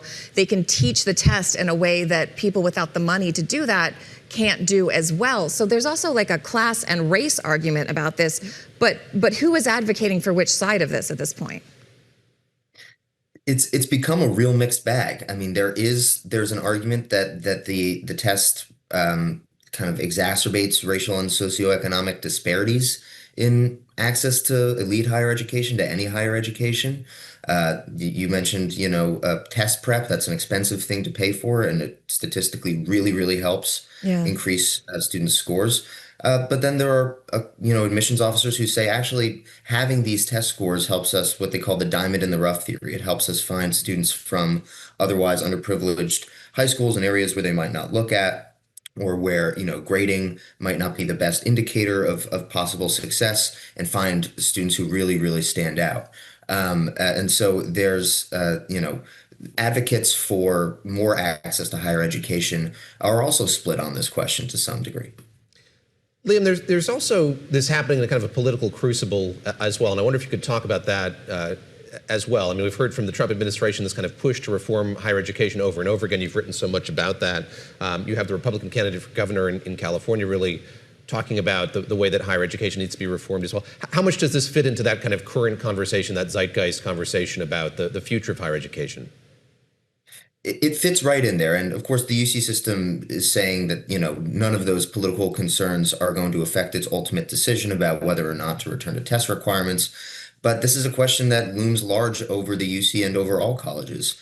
The Trump administration has advocated pretty strongly for a return to test requirements as part of what they say is, reforms to restore merit in college admissions.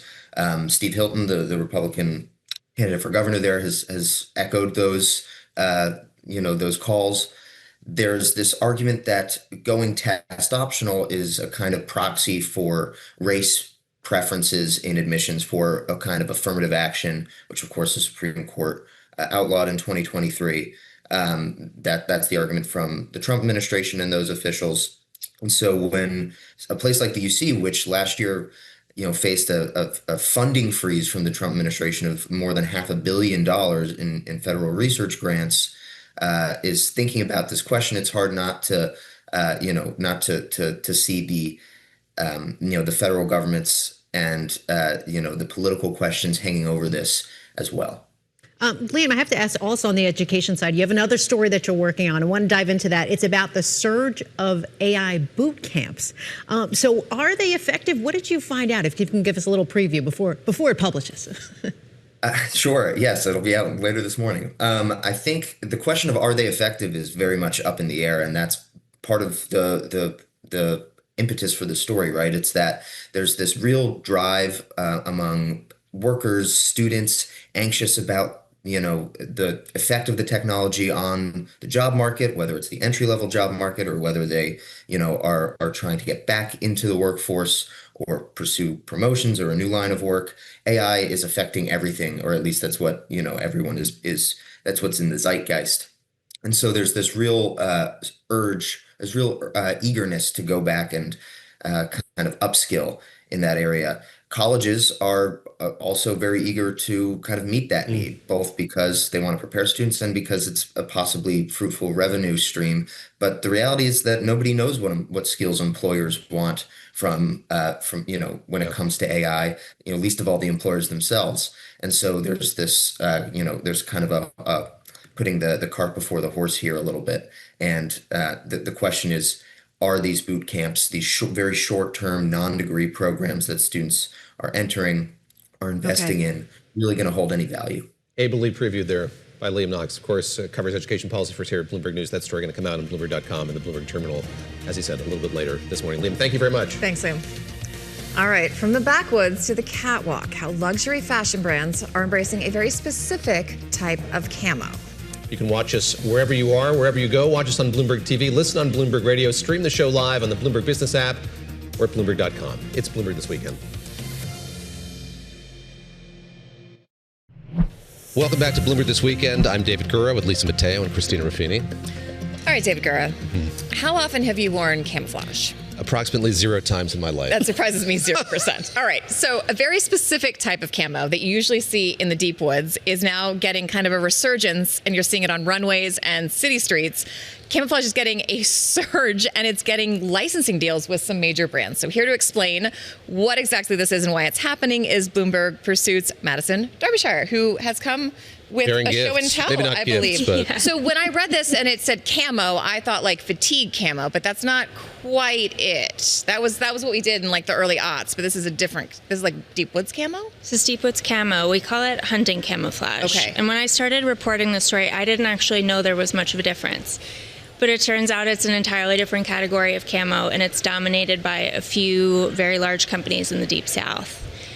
And I didn't even know to be looking for it until I had to write a story last year about hunting that required me to buy an outfit. Bloomberg bought me this beautiful jacket so that I could do the story, and I started wearing it around New York City. You could see it's got like leaves and sticks on it.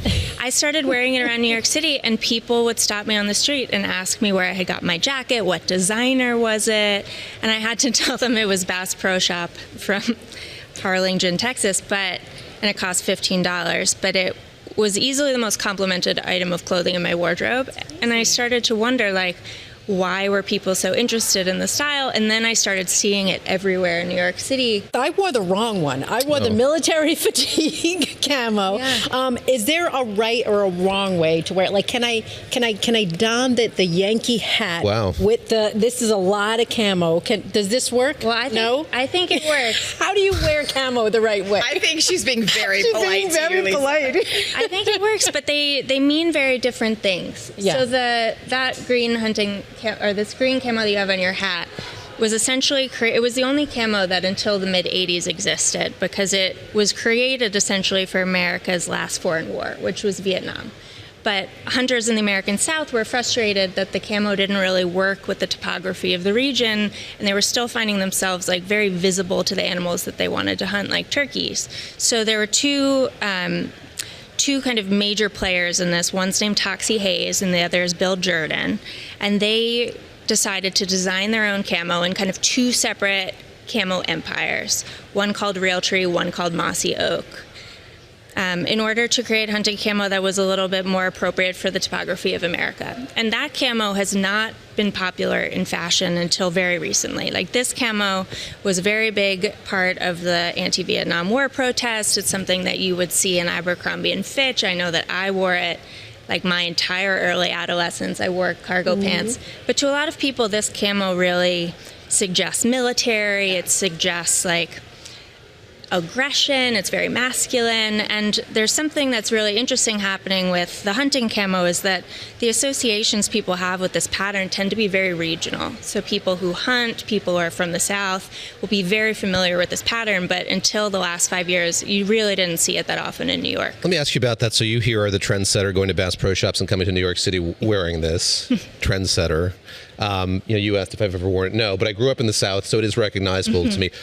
When and how did it make the leap to something that folks here in New York, there'd be a cognoscente in New York who would recognize what this is? American style, rural Southern style has kind of become a ubiquitous aesthetic for Americana right now. You see cowboy boots have had this major boom.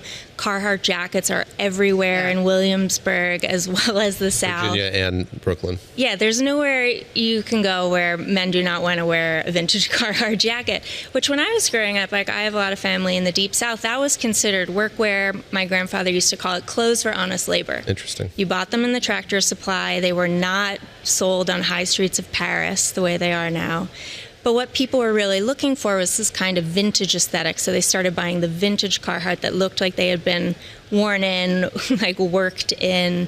And the kind of logical next step for that was hunting camo, because it has this very American, very rural association.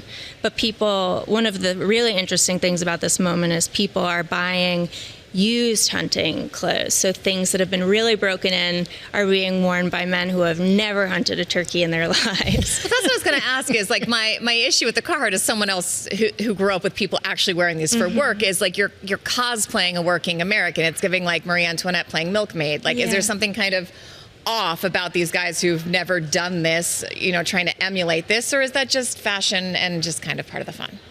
I think it's both. It is fashion. People want to wear things that suggest an identity that they want to be a part of. Like denim and workwear really entered fashion in the 70s and 80s when like blue jeans were not a thing, right, before they came into fashion, because people wanted to wear things that suggested blue collar. Because it was seen as like more virile, more masculine.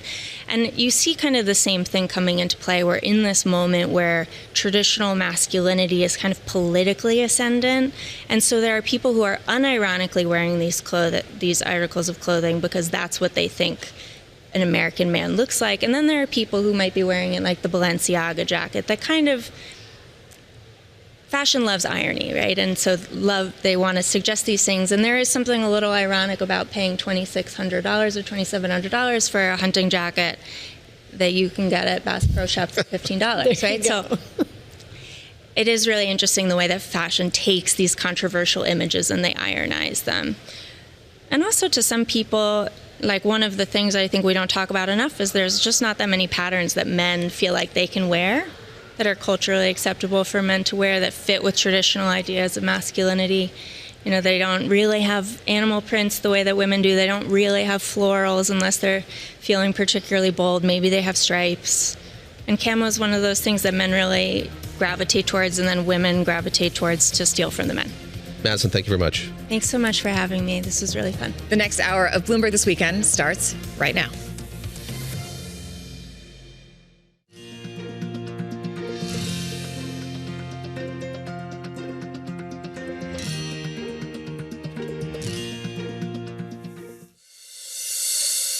Breaking news. The Senate confirms Todd Blanche as Attorney General in an early morning vote, 50-49. The nomination is confirmed. Applause broke out on the Senate floor.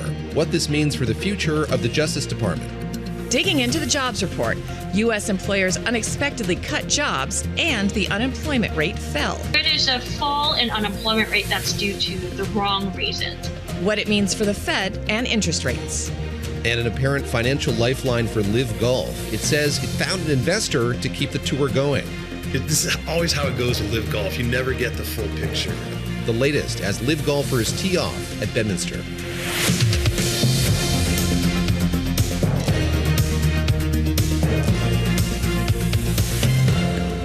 Welcome to Bloomberg This Weekend. We're coming to you live from Bloomberg's world headquarters in New York City. I'm David Gura. I'm Christina Ruffini. We're here with Lisa Mateo. It is Saturday, August 8th. Obviously, we have this news on the Hill. Lots of votes happening overnight. We had a Russia sanctions bill.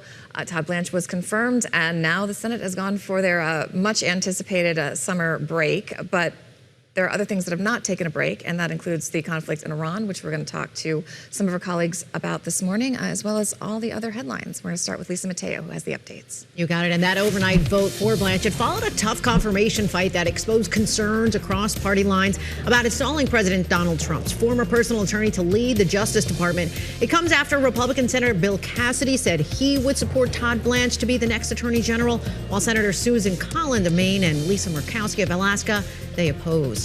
Also this morning, the Senate has passed a stopgap spending bill to avert a government shutdown at the end of September. The move, it shows how both parties are looking to avoid a fight before midterm elections. That vote, it was 90-6 to keep federal funding at current levels through December 11th and prevent the Trump administration from transferring funds to the Border Patrol. Overseas now, Russia and Ukraine exchanged overnight strikes. Ukraine's capital, it came under attack by ballistic missiles and drones, with fires reported in several districts and 3 people killed in the Kyiv region. And a fire, it was sparked at an oil refinery in southern Russia by Ukrainian drone debris, injuring 5 people. That's according to the regional task force. Meanwhile, the U.S. Senate had passed a new Russia sanctions bill championed by the late Senator Lindsey Graham. It authorizes punishing tariffs on China, India, and other top buyers of the country's oil and gas, as well as extended Iran sanctions. Senator Darlene Graham, she talked about what it meant to her late brother. He believed that this was the most consequential piece of legislation that he had ever led, and I'm proud to have carried the torch to the finish line. Lindsey was committed to achieving a peaceful resolution to this war, and I'm confident that these sanctions will pave the way. The bipartisan legislation passed the Senate 86-11 and still has to pass the House. A federal appeals court that has ruled that President Donald Trump cannot build the White House ballroom without congressional approval and must stop construction of that $400 million project. The president called the decision unjust and said he would appeal it to the Supreme Court. Democratic Senator Peter Welch, he stressed that Congress would never give approval for that ballroom. And Berkshire Hathaway, he spent about $4.5 billion to buy back its own shares in the second quarter. And that provided shareholders with the largest quarterly payout since 2021. Operating earnings, well, they surged 16% in the 3 months through June. David and Christina. Lisa, thank you very much. Fascinating to hear kind of the way that investors look at stock performance of that company. In particular, no, it's not beating the S&P, not even close to it here, but it's still that thing that people want to hold on to. Not looking at it quarter by quarter. And almost the opposite of AI. If you're skeptical of AI, you're following this a little bit more closely. This is not an AI proxy for sure. Lisa, Correct. Thank you very much. Appreciate that. Well, Iran's foreign minister says that country and Oman very close to inking a deal on managing the Strait of Hormuz, as the White House is once again saying a deal on the Strait was imminent this week. I will note here on this Saturday that deal has not yet materialized. Now there are new reports concerning depleted munitions, and CNN is reporting the chairman of the Joint Chiefs is looking for an off-ramp. Bloomberg News White House and National Security Editor Michelle Generisco joins us now. Michelle, I have so many questions, but I think I'm going to start with, we have all this talk, right, these negotiations, but it's very unclear if the U.S. is even involved in these at this point. It seems like this is being worked out between Oman and Iran, and it does also seem like there is going to be some sort of tolling structure, fee structure, exactly what the U.S. said it didn't want and wouldn't happen when we started this conflict. Well, that's right, Christina. And I think that's the key point to make this week as we talk of talks, as you say. I mean, the talks this week were not about the U.S. in any sort of mediating position with Iran. It was more about, as you say, the Iran-Oman talks, which have always been about how do we manage the Strait of Hormuz, long-term interest, even before this conflict, for Iran to sort of solidify its control over the Strait. It's been an economic concern for decades for them to just ensure ensure that they can secure that as an asset. So the talks this week apparently moved a little further. If you're reading from Iran state media, which you have to take with a grain of salt, just like any media these days, or translation of what the regime is thinking. But we do have, and signals that they have come to some sort of agreement on how to toll the Strait, which of course, as you mentioned, is not in the interest of the U.S. and not what the U.S. was seeking or declaring that would come out of this. So there's still no sign. Trump did say this week that he was involved in the negotiations, but he didn't elaborate on who might be talking or how that involvement might play out. We do know that there's no formal talks right now, of course, between the U.S. and Iran, and even the mediaries, Qatar and Pakistan have been fairly quiet about any sort of progress there. So we are in sort of even a more limbo period than we were before in terms of what is the diplomatic way ahead, and does it threaten to return us to a sort of kinetic situation? And it's a familiar split screen once again. So we have the president talking about the prospects of a deal, his desire, I guess, to get both the U.S. and Iran back to a negotiating table eventually. And all the while, on the other side of the screen, there is the president with his bellicose rhetoric about how long he'll be willing to be patient till that happens, and then what might happen were he not to be. Playing out kind of in the backdrop to all of this is the concern about the U.S.'s weapons supply. And we certainly saw in Ukraine this week, Ukraine's president saying, effectively their missile defense is greatly handicapped by the fact that there aren't enough Patriots left. And there was all of this reporting from the likes of NBC News, other outlets reporting on the fact that stockpile of munitions has been greatly reduced because of the conflict in Iran. So President unhappy about that. We saw him tweeting out, posting on Truth Social earlier this week, the U.S. has massive amounts of munitions, especially of certain types. Additionally, large amounts are being manufactured and shipped to the U.S. as needed. Defense companies are building the largest number of plants and factories in our country's history. The leakers, he writes, of these treasonous statements are being hunted down. Long-term jail sentences will be sought. Let's look beyond that rhetoric, if we could, Michelle, here. What do we know about the integrity of the munition stockpile, the degree to which that is shaping the president's thinking about whether or not to go back to a more intensive sort of military fight against Iran? Well, David, I think we can start with what would be normal in any administration and any Pentagon structure is, you don't want your leadership revealing what exactly the levels of munitions are, obviously for operational security purposes. From a political standpoint, yeah, you have Trump, denying that there's any problem here. He sees it as a leverage issue, of course. To say that we're running low on munitions would be giving and handing something to Iran that they think they already have, which is an understanding that the U.S. is vulnerable, the U.S. cannot, keep up these massive strikes with very expensive missile defense equipment that's fighting very, small drones that are pesky at this point, in some ways, in a very asymmetric warfare game. So that is a problem that would be longstanding. But I think what we have here this week is, of course, the sort of Trump bellicose rhetoric, the bravado that he brings to every situation, every issue that he tries to project his own opinions on, is kind of cutting up against the reality that his advisors are telling him that there is a real problem here, and it's becoming more obvious. And one thing I think you can look at, which I really appreciated, our reporter Tony Capaccio had a good scoop last week, looking at what has the administration asked Congress for in emergency funding to replenish those stockpiles. So that gives you some idea to kind of back your way into what we're running low on or what might need to be replenished to prepare for maybe what's ahead on Iran, but also other conflicts. And as you mentioned, this is kind of, running into, in a very complicated way, other conflicts like Ukraine, where we're seeing, as you mentioned, the shortage of Patriot interceptors there. And so there's this sort of kind of global competition right now, in some ways to kind of figure out how can we get these things produced faster. And the president has said that he has, urged and the defense primes are responding to that faster production call. Always follow the money. It's always a good reporting tool.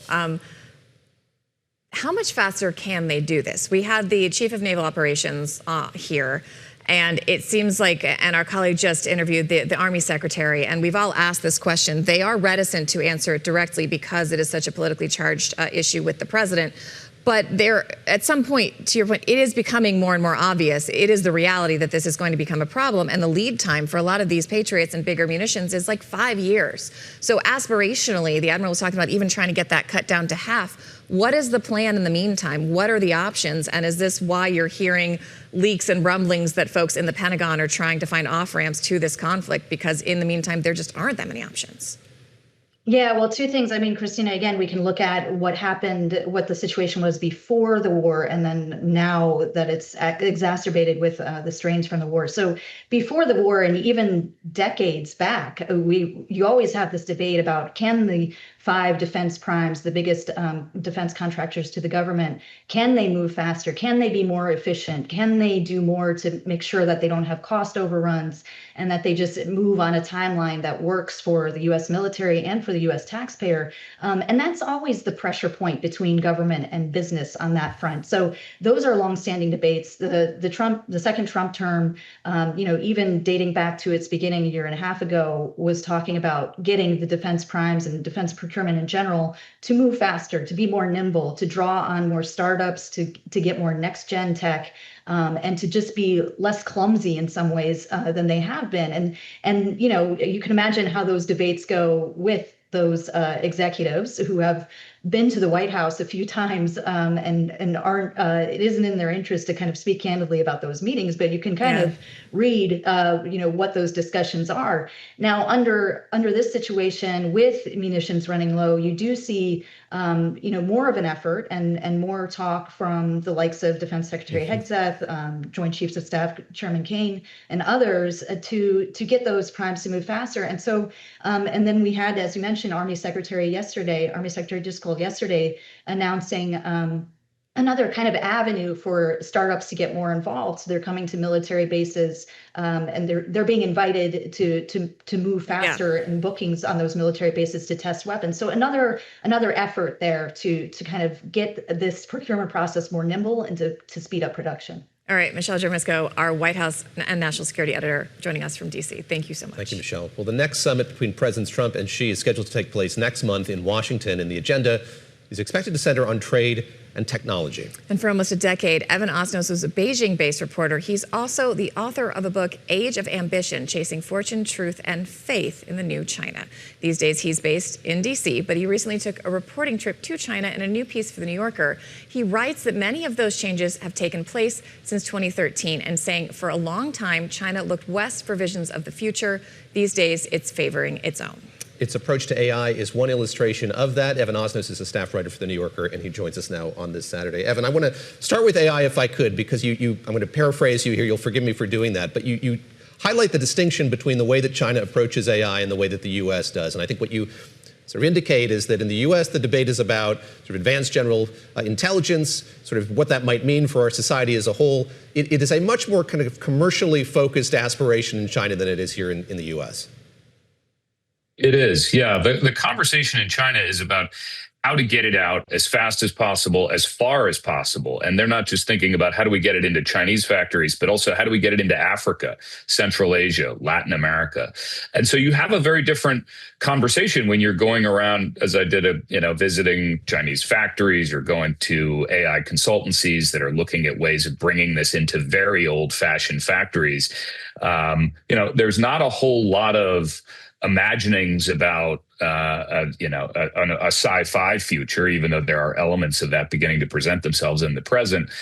It's really about, all right, how do we go into a brewery, for instance? That's a real example, and say, how do we take beer production and put it into the 21st century? So it is quite striking, David, when you're on the ground these days about how AI and other technologies feel like they are already part of life. And it seems to me that the energy aspect is a huge part of that. We were talking earlier with Joe Quinlan from Bank of America, talking about the spike we saw in solar stocks this week. And he said part of the reason is what we're seeing in the Gulf and this energy demand. And China has been really out ahead on energy diversity. And we're still seeing this, mysterious drop in oil imports from China. Are they more able to throw their weight behind this and back build the infrastructure because of just the way they are structured with their government? They can long-term plan in a way that a democracy doesn't have to, because we change presidents possibly every 4 years.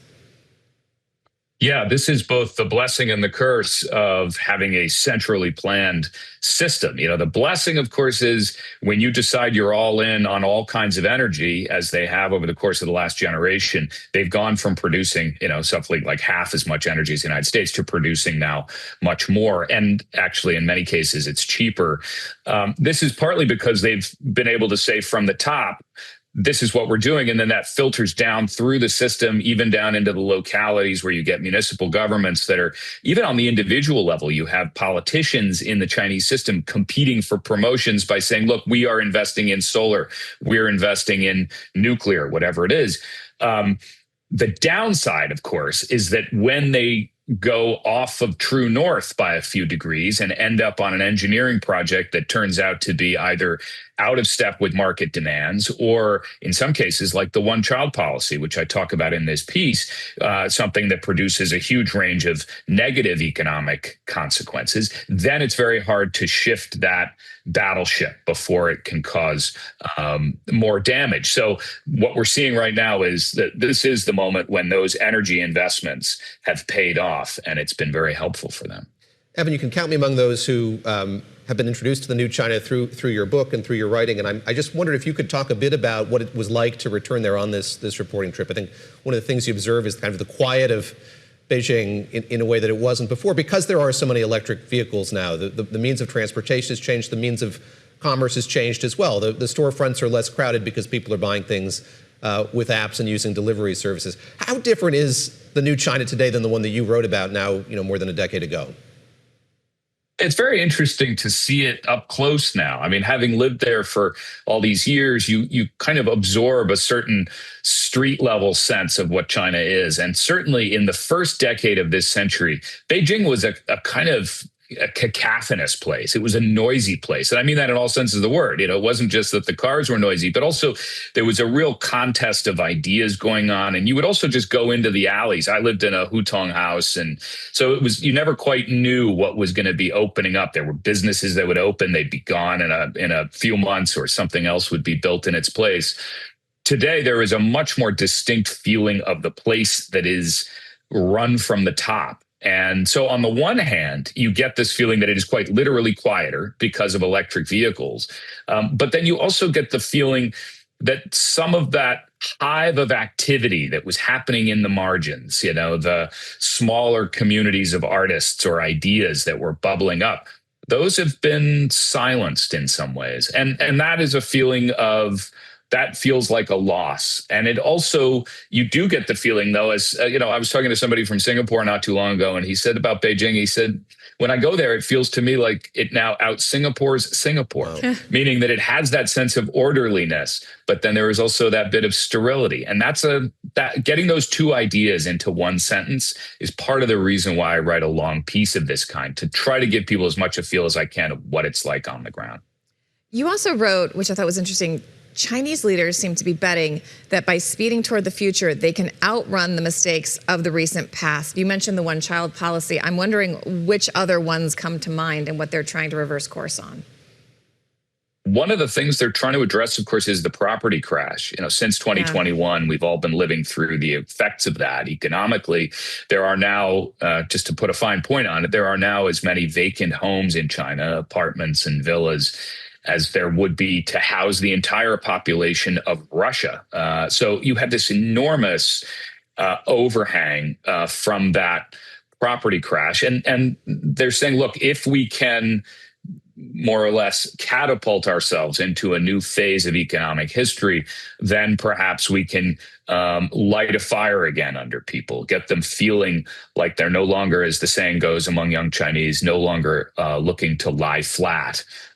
Maybe get people to start feeling more energized about the economy and about their own opportunities.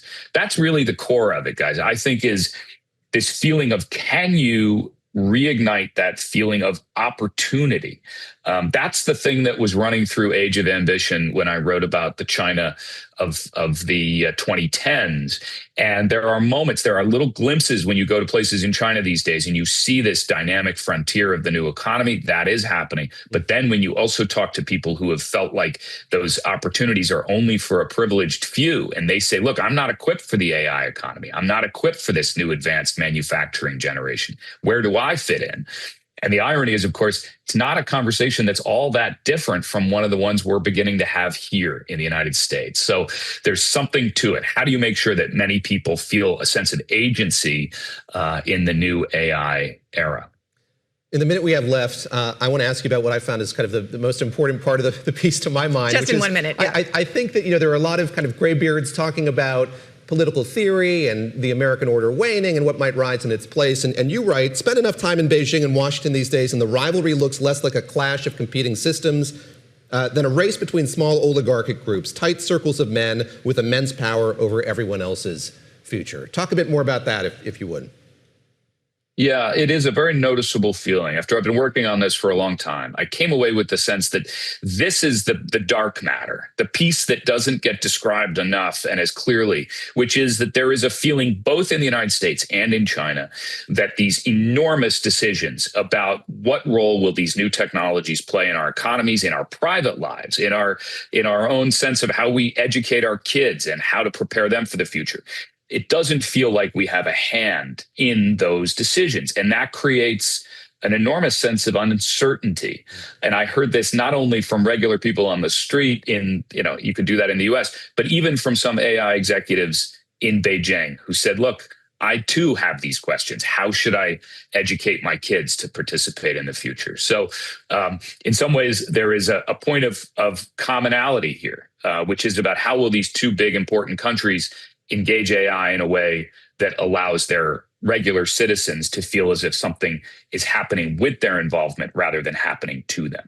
Evan, it's always great to speak with you. Thank you very much. It's Evan Osnos. He's a staff writer at The New Yorker. His new piece out in this week's issue. Thank you very much, Evan. Appreciate it. All right, next week, we're going to get some key inflation data with consumer and producer price indexes. Bloomberg Economics chief economist Anna Wong expects inflation to cool slightly. You couple that with a weak jobs report, all indications are that the Federal Reserve will hold on interest rates next month. Yet again, here's more from Bloomberg's Anna Wong. The difference between the falling unemployment rate on one hand and a very weak payroll on the other hand in July's print was mainly because in the household survey it shows that the labor force participation continued to fall, driven by people between age 16 to 24, and those folks are dropping out of the labor market. And because you have a shrinking labor pool, you don't need a lot of increase in hiring to cause the unemployment rate to go down. So it is a fall in unemployment rate that's due to the wrong reasons. That's so interesting to me because I find that part of that counterintuitive, where it's like, well, the unemployment will went down because people gave up and stopped looking for work. It also seems an interesting indication that it's in those ages that you talked about. So it's younger people who are deciding not to be applying for these jobs. What are they doing? Are they waiting to enter the workforce? Are they seeking higher education, or is that not clear?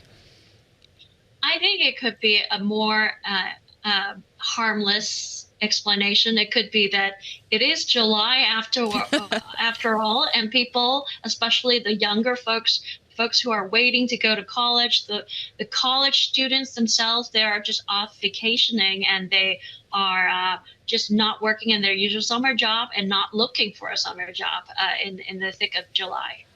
And I want to play a bit of sound here from Kevin Hassett, the president's economic advisor. He was on Bloomberg Television on Friday after these numbers were released, talking about participation, talking about the data more broadly. Let's take a listen. Labor force participation is kind of on a downward trajectory, which means that the break-even jobs number, that is the jobs number you need so that unemployment rate doesn't go up, has gone from maybe 120, 130,000 a few years ago to maybe about 40,000 now. And so what it means is that what the market is used to looking at, it's like a normal tread the water kind of jobs number if it's around 100, is no longer true. I want to get your reaction to what Dr. Hassett said there, and also just have you talk a bit more about what you mentioned a moment ago, which is just the pool of workers here is getting smaller and smaller. Yeah, so he mentioned this break-even concept. So economists estimate this monthly pace of job growth that's needed to keep the unemployment rate constant. And Kevin Hassett just mentioned his estimate is 40,000. Our estimate is around 55,000.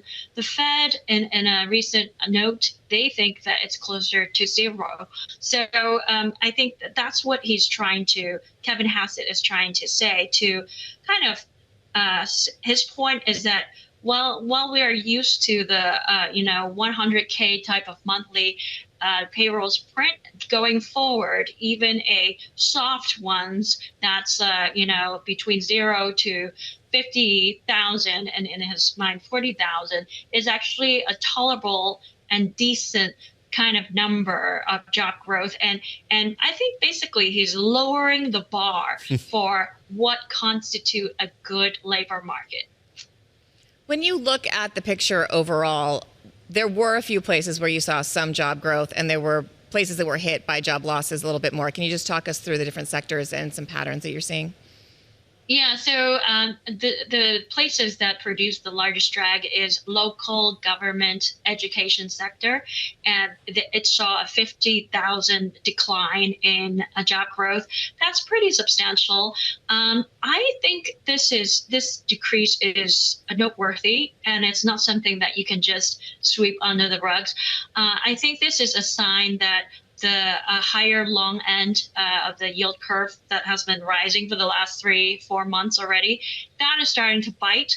When you have higher long-term treasury yields, that puts upward pressure on mortgage rates, and that has been cooling the housing sector. And, local government derive a lot of their revenue from the local property market. So when local government's budget are falling short in the first half of this year, going into the new fiscal year, they will have less to allocate to schools. So that's what I'm seeing. And also going forward to the fall, right before the September FOMC meeting, we have another jobs report. I continue to expect the local government sector, education sector to be weak because for this reason. I just don't think it's a one-off thing. Another place that's really weak is leisure and hospitality, and that is due to the reversal of the World Cup hiring. But even here, I think it's pretty alarming. So originally, it was supposed to be not alarming because in spring we saw that there was a huge increase in hiring for leisure and hospitality. But in today's report, we also see a massive downward revisions to the last 2 months job print. In fact, 100,000 downward revisions to jobs. And a lot of it came from leisure and hospitality sector.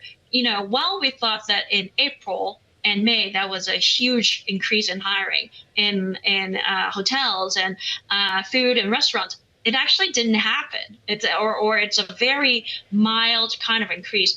And now with this last 2 months, so July and June's large negative prints in leisure and hospitality, it basically means that on net, it's cutting down leisure and hospitality level of employment from even before the World Cup.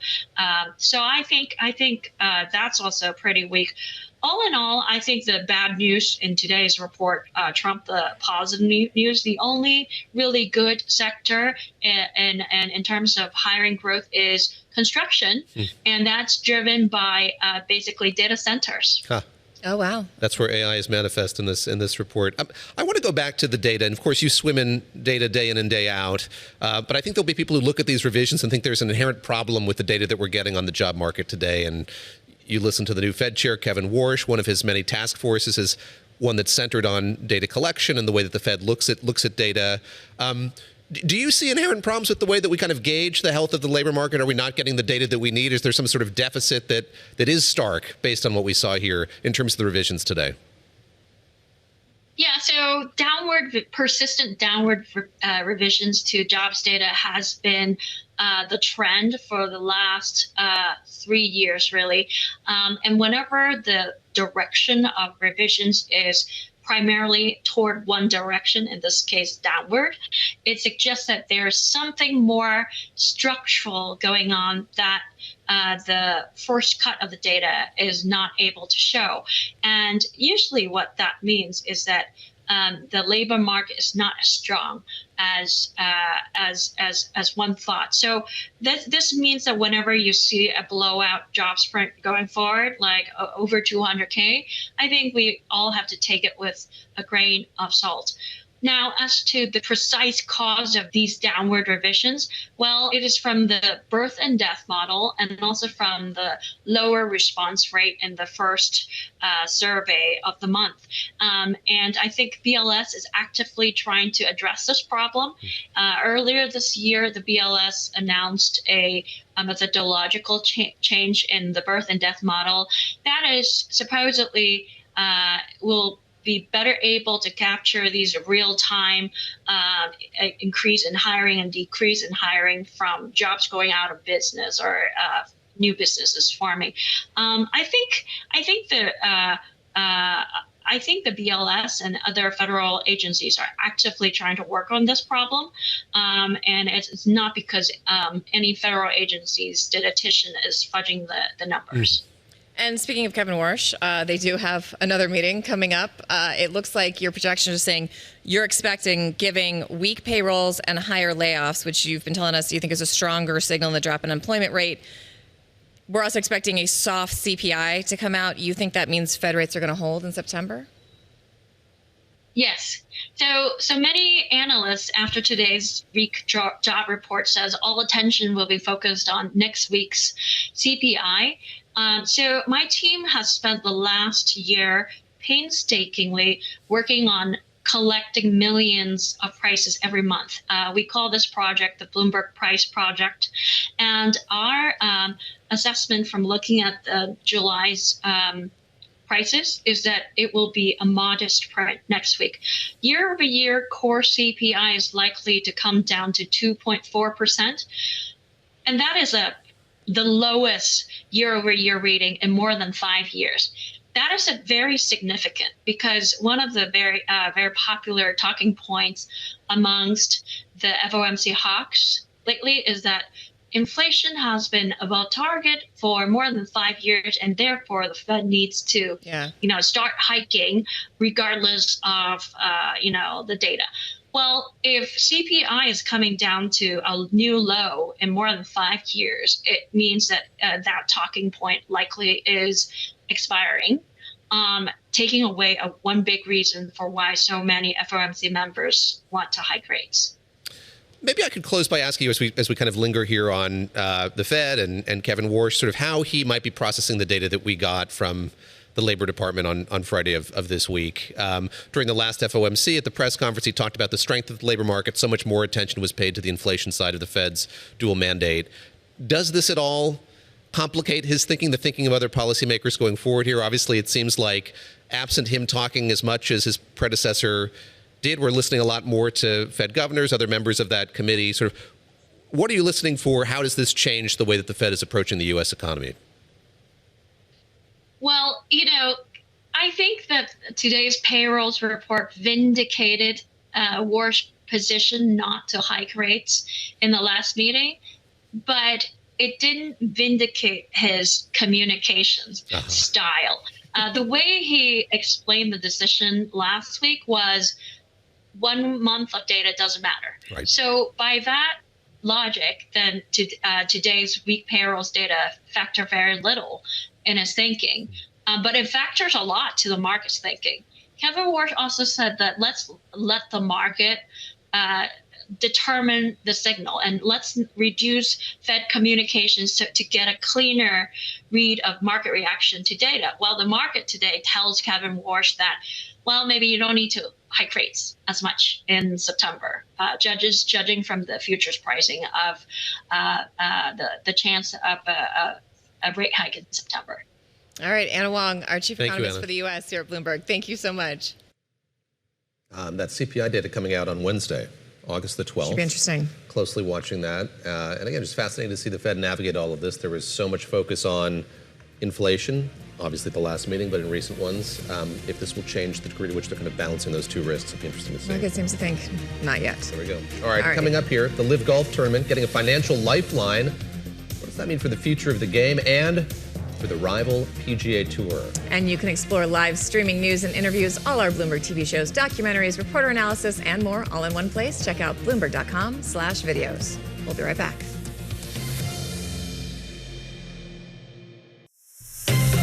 Welcome back to Bloomberg This Weekend. I'm David Gura alongside Christina Ruffini. Round 3 of the LIV Golf New York tournament continues at Bedminster, New Jersey today as the long-term future for the league remains unclear, with investments from Saudi Arabia's public investment fund being halted. And PGA Golf CEO Brian Rolap telling Bloomberg News there is, quote, no merger, no conversations. We've really been concentrated on the PGA Tour. Source of funding for LIV Golf is very much in question. It's really interesting. PGA CEO Brian Rolap also joined Bloomberg Money to explain how LIV Golf has motivated the PGA Tour to evolve. When I looked at this opportunity, I just saw the AFL, NFL, which essentially created a lot of systemic changes in professional football that started to accelerate the growth. I think we've had that moment here. So I think a lot of perhaps shortcomings in professional golf came with a little bit of competition. We're all Americans. Competition's a good thing. So I think we've seen that, and we're trying to build something that outlives all of us here. Now, for LIV Golf, BC Partners credit arm is looking at potentially extending a lifeline to the beleaguered league by lending them some money. Talks with BC Partners and others are advancing, but nothing has been finalized yet, and details could change. For more on LIV Golf's new potential investor, we sat down with longtime golf writer and author Alan Shipnuck. He is also the author of the book LIV and Let Die, the inside story of the war between the PGA Tour and LIV Golf. As with everything LIV Golf, there's a lot of subterfuge, there's a lot of cloak and dagger. No one knows anything, to quote William Goldman talking about Hollywood. It's they have an investor, they wouldn't say who it was, news broke that it's BC Partners. They are aligned with this sports management agency called GSE Worldwide, which has funneled a bunch of top players to LIV Golf, including Bryson DeChambeau. So this makes sense, but the framework of the deal is obscured. They have a term sheet, they have it shared. This is always how it goes with LIV Golf. You never get the full picture. So we're all waiting to find out. The question is, they will get a cash infusion here. How much and how long will it sustain the tour? Because the business model is not working right now. It's just a startup that has been incinerating cash for 4.5 years now. So they're going to slash the purses. They're going to terminate the payouts that they owe the players. But can they even at that point, can they make enough revenue just to keep the circus going? Like, that is the unknown right now. I'm going to read from that statement and all of its vagaries here. LIV Golf has an agreement in place with a lead investor, signed by the investor, approved by the board to anchor the transaction and play a key role in supporting the path forward for the league's next era, driven by and for the players. We anticipate finalizing terms in the coming weeks with the goal of entering a transaction in September. Could you just explain the predicament that LIV Golf finds itself in? So still a fairly new league here. You mentioned the cash burn that we've seen play out here since its inception. How badly is it doing? So the predicament for LIV is that the business model needs big stars, but the big stars want guaranteed money. They don't have the money to give. So can they keep the stars? And can the tour exist without the stars if there's no guaranteed money? It's this circular problem. There's no doubt there at this point. It seems likely that there will be a LIV Golf in 2027. It's the era of decadence is over. Like, these guys are no longer going to be living like Louis XIV. It's going to be a nice little golf tour with smallish purses, with a very small footprint, playing 10 events. As a game-changing, disruptive force, like, those days are over. So LIV 2.0 appears that it'll have some foothold in the golf world, but how relevant it's going to be will depend on if they can hold on to their biggest stars, which is really Jon Rahm and Bryson DeChambeau. And they're offering them equity in this new league to stay, but cash is king. And whether these guys want to, in the primes of their careers, want to pledge themselves to a B-list circuit where there's no guaranteed payout, that is a big ask of players who have, a finite amount of time to make their hay as professional athletes. So there's so many questions. I think we can say that there will be a LIV Golf in 2027, but what it's going to look like, who's going to play it, and if anyone's going to pay attention, those are the big questions. And like, who is watching it? Because I will admit, I'm not the biggest golf fan. You're not. Shush. I will confirm. Shush. Confirm that. But it just didn't seem like there was really a need for this to be disrupted. Like, no one was asking for this. No one was like clamoring for this. And when you look at the ratings, I mean, the PGA Tour's audience on an average day is like 17.78 times larger than LIV's final round when it comes to TV audiences. What was the goal here? Well, it was an exercise in soft power by the Kingdom of Saudi Arabia. LIV was never really about golf. It was about sports washing. It was about a regime that wanted to launder its reputation and wanted a foothold in the Western world. And golf was a useful vehicle for that. And that is the starting and the ending point of what LIV Golf has been. Everything else is just noise. Now, with the Saudi Public Investment Fund divesting, now LIV has to stand on its own just as pure competition.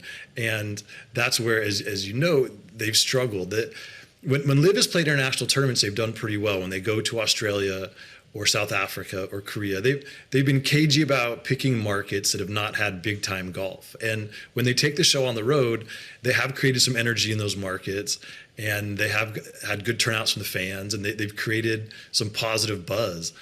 But they're looking at playing 5 international events and 5 domestic next year. The tournaments in the U.S. have been utter disasters because, as you say, the sports fans in the United States were not clamoring for another golf league. They barely support the PGA Tour, which is a proud American institution that's been around since more or less the 1920s. And so for LIV to try and play half its schedule in the U.S. to me seems like a miss. They should go completely international, and then they have a chance to succeed. But the BC Partners is based in the U.S., and so the people who are putting the money in, they want to have some tournaments here. So it's just a struggle for LIV Golf. Even when they had some of the best players in the world, they couldn't attract an audience here. Now they've lost Brooks Koepka, they've lost Patrick Reed, who are already coming home to the PGA Tour. There's a good chance to lose more players next year. So that is the ultimate question. For LIV to succeed as a standalone entity without the endless cash infusions of the Public Investment Fund, it has to generate interest among fans. And that's been an uphill battle from day one. Alan, let me linger lastly here on that, this kind of schism that we've seen in golf. And you mentioned that LIV 2.0 is going to be this kind of dressed down, smaller league compared to what its aspirations were and what it was for a time. I imagine the PGA Tour is feeling pretty good about this, and I'm wondering, just in terms of competition here, where there is any whatsoever. I mean, the case before was, as you mentioned, players could go to LIV and make a lot more money. If this is a slimmed down version of what they'd aspired to be or were, how do they make that case to players? Is it just inevitably going to lead to more defections, do you think? Yeah, there is room for LIV Golf. I mean, 4 years ago, before LIV Golf arrived, there were only 4 events on the PGA Tour where the purse was bigger than $10 million. Like, $10 million used to be an incredible purse. And that's kind of what LIV is targeting for next year. So it could be the second or third best tour in golf, potentially. But the problem is, because of this battle for the soul of the sport, and LIV has been somewhat radioactive, there are not pathways of movement. In professional golf, it's much like baseball. There's the big leagues, there's AAA, there's AA. And so you play in Asia, then you play in Europe, then you come to the PGA Tour. That's the dream if you're a young, aspiring player. And LIV is frozen out of that system now. So you can go and play these tournaments, but you're not going to have the ability to upgrade and to move freely. And that's really its problem. A lot of open questions here. I go back to what he said just about the reason why this was created to begin with. That was soft power. That there was this moment in time when the Kingdom of Saudi Arabia was really looking to expand, obviously beyond the region, using culture as kind of a springboard to do that. And so that just begs the question for me as I listen to Alan talking there, just about, again, the utility or need for this league. You've got the PGA Tour, you've got this one now, which in its next iteration just sounds so similar. maybe even like a reduced version of the PGA Tour. We're also at a moment where some of these sovereign wealth funds, especially around the Gulf, are really looking at these soft power investments they've made. We've even seen that in arts investments, opera companies, comedy, soccer fields, places that were relying on Qatari, Emirati, Saudi wealth. All of a sudden that's pulling back, and what that's doing to these passion projects that are nice, but as with this, didn't really need to be there because there already was a market. When we come back, what has now turned into my weekly embarrassment after a long winning streak, but is being stolen by David Gura, and that is the pointed news quiz. Stolen implies some malfeasance. None at play here. You know what? Fair All and right, square. we're going to fight this out when we come back. I'm coming for you today, Gura. Well, it's time for one of my favorite moments of the show, the pointed news quiz. Now quiz it's for your risk favorite. takers. I've got my chips right on the table in front of me. Christina counting hers up as well. Lisa Mateo here is with Quiz of the Week, the questions. What do you have? The questions. Okay, for those playing at home, here's how it works. Okay, so they each have 30 chips in front of them. Ish. They're broken I'd say into 30-ish. Okay, I'm looking very, very tall today, but you know. 30-ish. And what they will do is they will place their bets on each category to figure out, you know, if you feel like you're confident about the first category, you might want to put all your chips on there. Or maybe you might want to not put something on the second category because you're like, I don't think I know enough about it. Yeah. So let's get right to it, okay? You ready to play along? I'm ready to play. Your 3 categories. Here we go. The first is trade wars. Yes, trade wars. Yes, the second is malls. Malls. Very good. And the third is outbreaks. Oh, okay. So what do you know the most about? Quite a running the gambit there. I feel confident in malls. How are you placing your bets? You know, I haven't used the Ruffini strategy in recent weeks. It has worked to my advantage, but today I'm going to lean on it. I'm going to go 10 on each. 10 on each category. I'm also going to do 10 on each. It's 10 on each. Lisa, look at me. If you let him cheat this week, I will follow you to your car. Okay, here we go. Okay. Trade wars. Here is your question. In a retaliatory move, China is limiting exports to the U.S. of what tech product commonly made by DJI? I do know this. So what is the name? DJI, sorry. DJI. Limiting exports to the U.S. of what tech product commonly made by DJI? Okay. What is this product called? Okay. Do we need a hint? Yes, no, we do not. No, we do not. We do not need a hint. Yeah. All right. I rode microchips. Microchips? No. Drones. And she drew a picture. I even drew a little picture. Oh, look at that. You are correct. I know. So President Xi Jinping, he's scheduled to meet with Donald Trump in the U.S. next month. Yes. They agreed to build this relationship for constructive strategic stability. Strategery. Yes. So yeah, Christina is up. All right, David Gura Yeah, you know, I gave hands you the me. chips. They We're also make wheeling very it. good wireless microphones. A lot of podcasters use. DJI. Yeah, those little clip-on ones that are the Industries? square. Those are DJI mics. They're very good. Oh, Yeah. do we use those? And Are these I use DJI them in my old Industry? This is not a podcast. DJI No. This is Industry more like here. if you're like a YouTuber. They're very popular. Not an endorsement. Not a No. paid endorsement. Not at all. All right. All right, are you ready for malls? I feel sad. I feel good about this category. Christina, you're going to get this, okay? Okay. Which edgy American mall staple is being sold to the parent company of Spencer's Edgy. and Spirit Halloween? Spencer's? It's an edgy store Spencer's within is the clue, mall, yep. okay? But it's being sold to the parent company of Spencer's Is and Wet Seal still in business? Gosh, I remember that. I'm going to say something, but I don't want to give him a hint again like I did last week, so I'm going to wait. I'm going to wait. Come on, David. Okay. All right. Edgy mall staple, an edgy store that All right. maybe I wrote Claire's. That's not edgy. What are you talking about? This is a place David Gura has I'd have never been to the shopped in mall. his life. I believe it is Hot Topic. Hot Topic. I thought You are Claire's correct. was kind of edgy. Ding, Hot ding, Topic ding. and Spencer's were always next to each other. What is Hot Topic? I'm sorry, what is Hot Topic? It's more like goth, a little bit goth. Would you say, right? It is 100% I didn't really have a goth goth. stage. Yes, if you were an aspiring as a goth in surprise to Colorado nobody. Springs, Colorado, who went to Catholic school and had to wear uniforms, all you that was wanted your in life favorite. was to dress in all the things your mother wouldn't let you buy at Hot Topic. So, yeah, If any Ruffinis are watching the program and want to send in photographs of that era in your life, which may or may not be shown on air, none of the Ruffinis are watching. They can't hear That you. would be amazing. Controller says they're going to text my brother. Oh, Lord. Okay. David Gura, I have 20 tips in front of me, and you've got 10 there. Yeah, you seem to be. Oh, look at all these little piles I have. Let's look how move on nice. to it's the outbreaks. summer doldrums. I'm feeling a little hubristic over there this morning. Okay. I think you're going to get this one. I'm not sure about this category. Yes. Okay. Okay, outbreaks. Which food is being blamed for a salmonella outbreak across 27 states? Varieties include TAM and Goliath. So what food? A salmonella outbreak. Gosh, We're not talking about cyclospora. No, We're that was a talking different about vegetable. All they can come up with is that one. What food is with it? Oh. It's a type of food. Yes.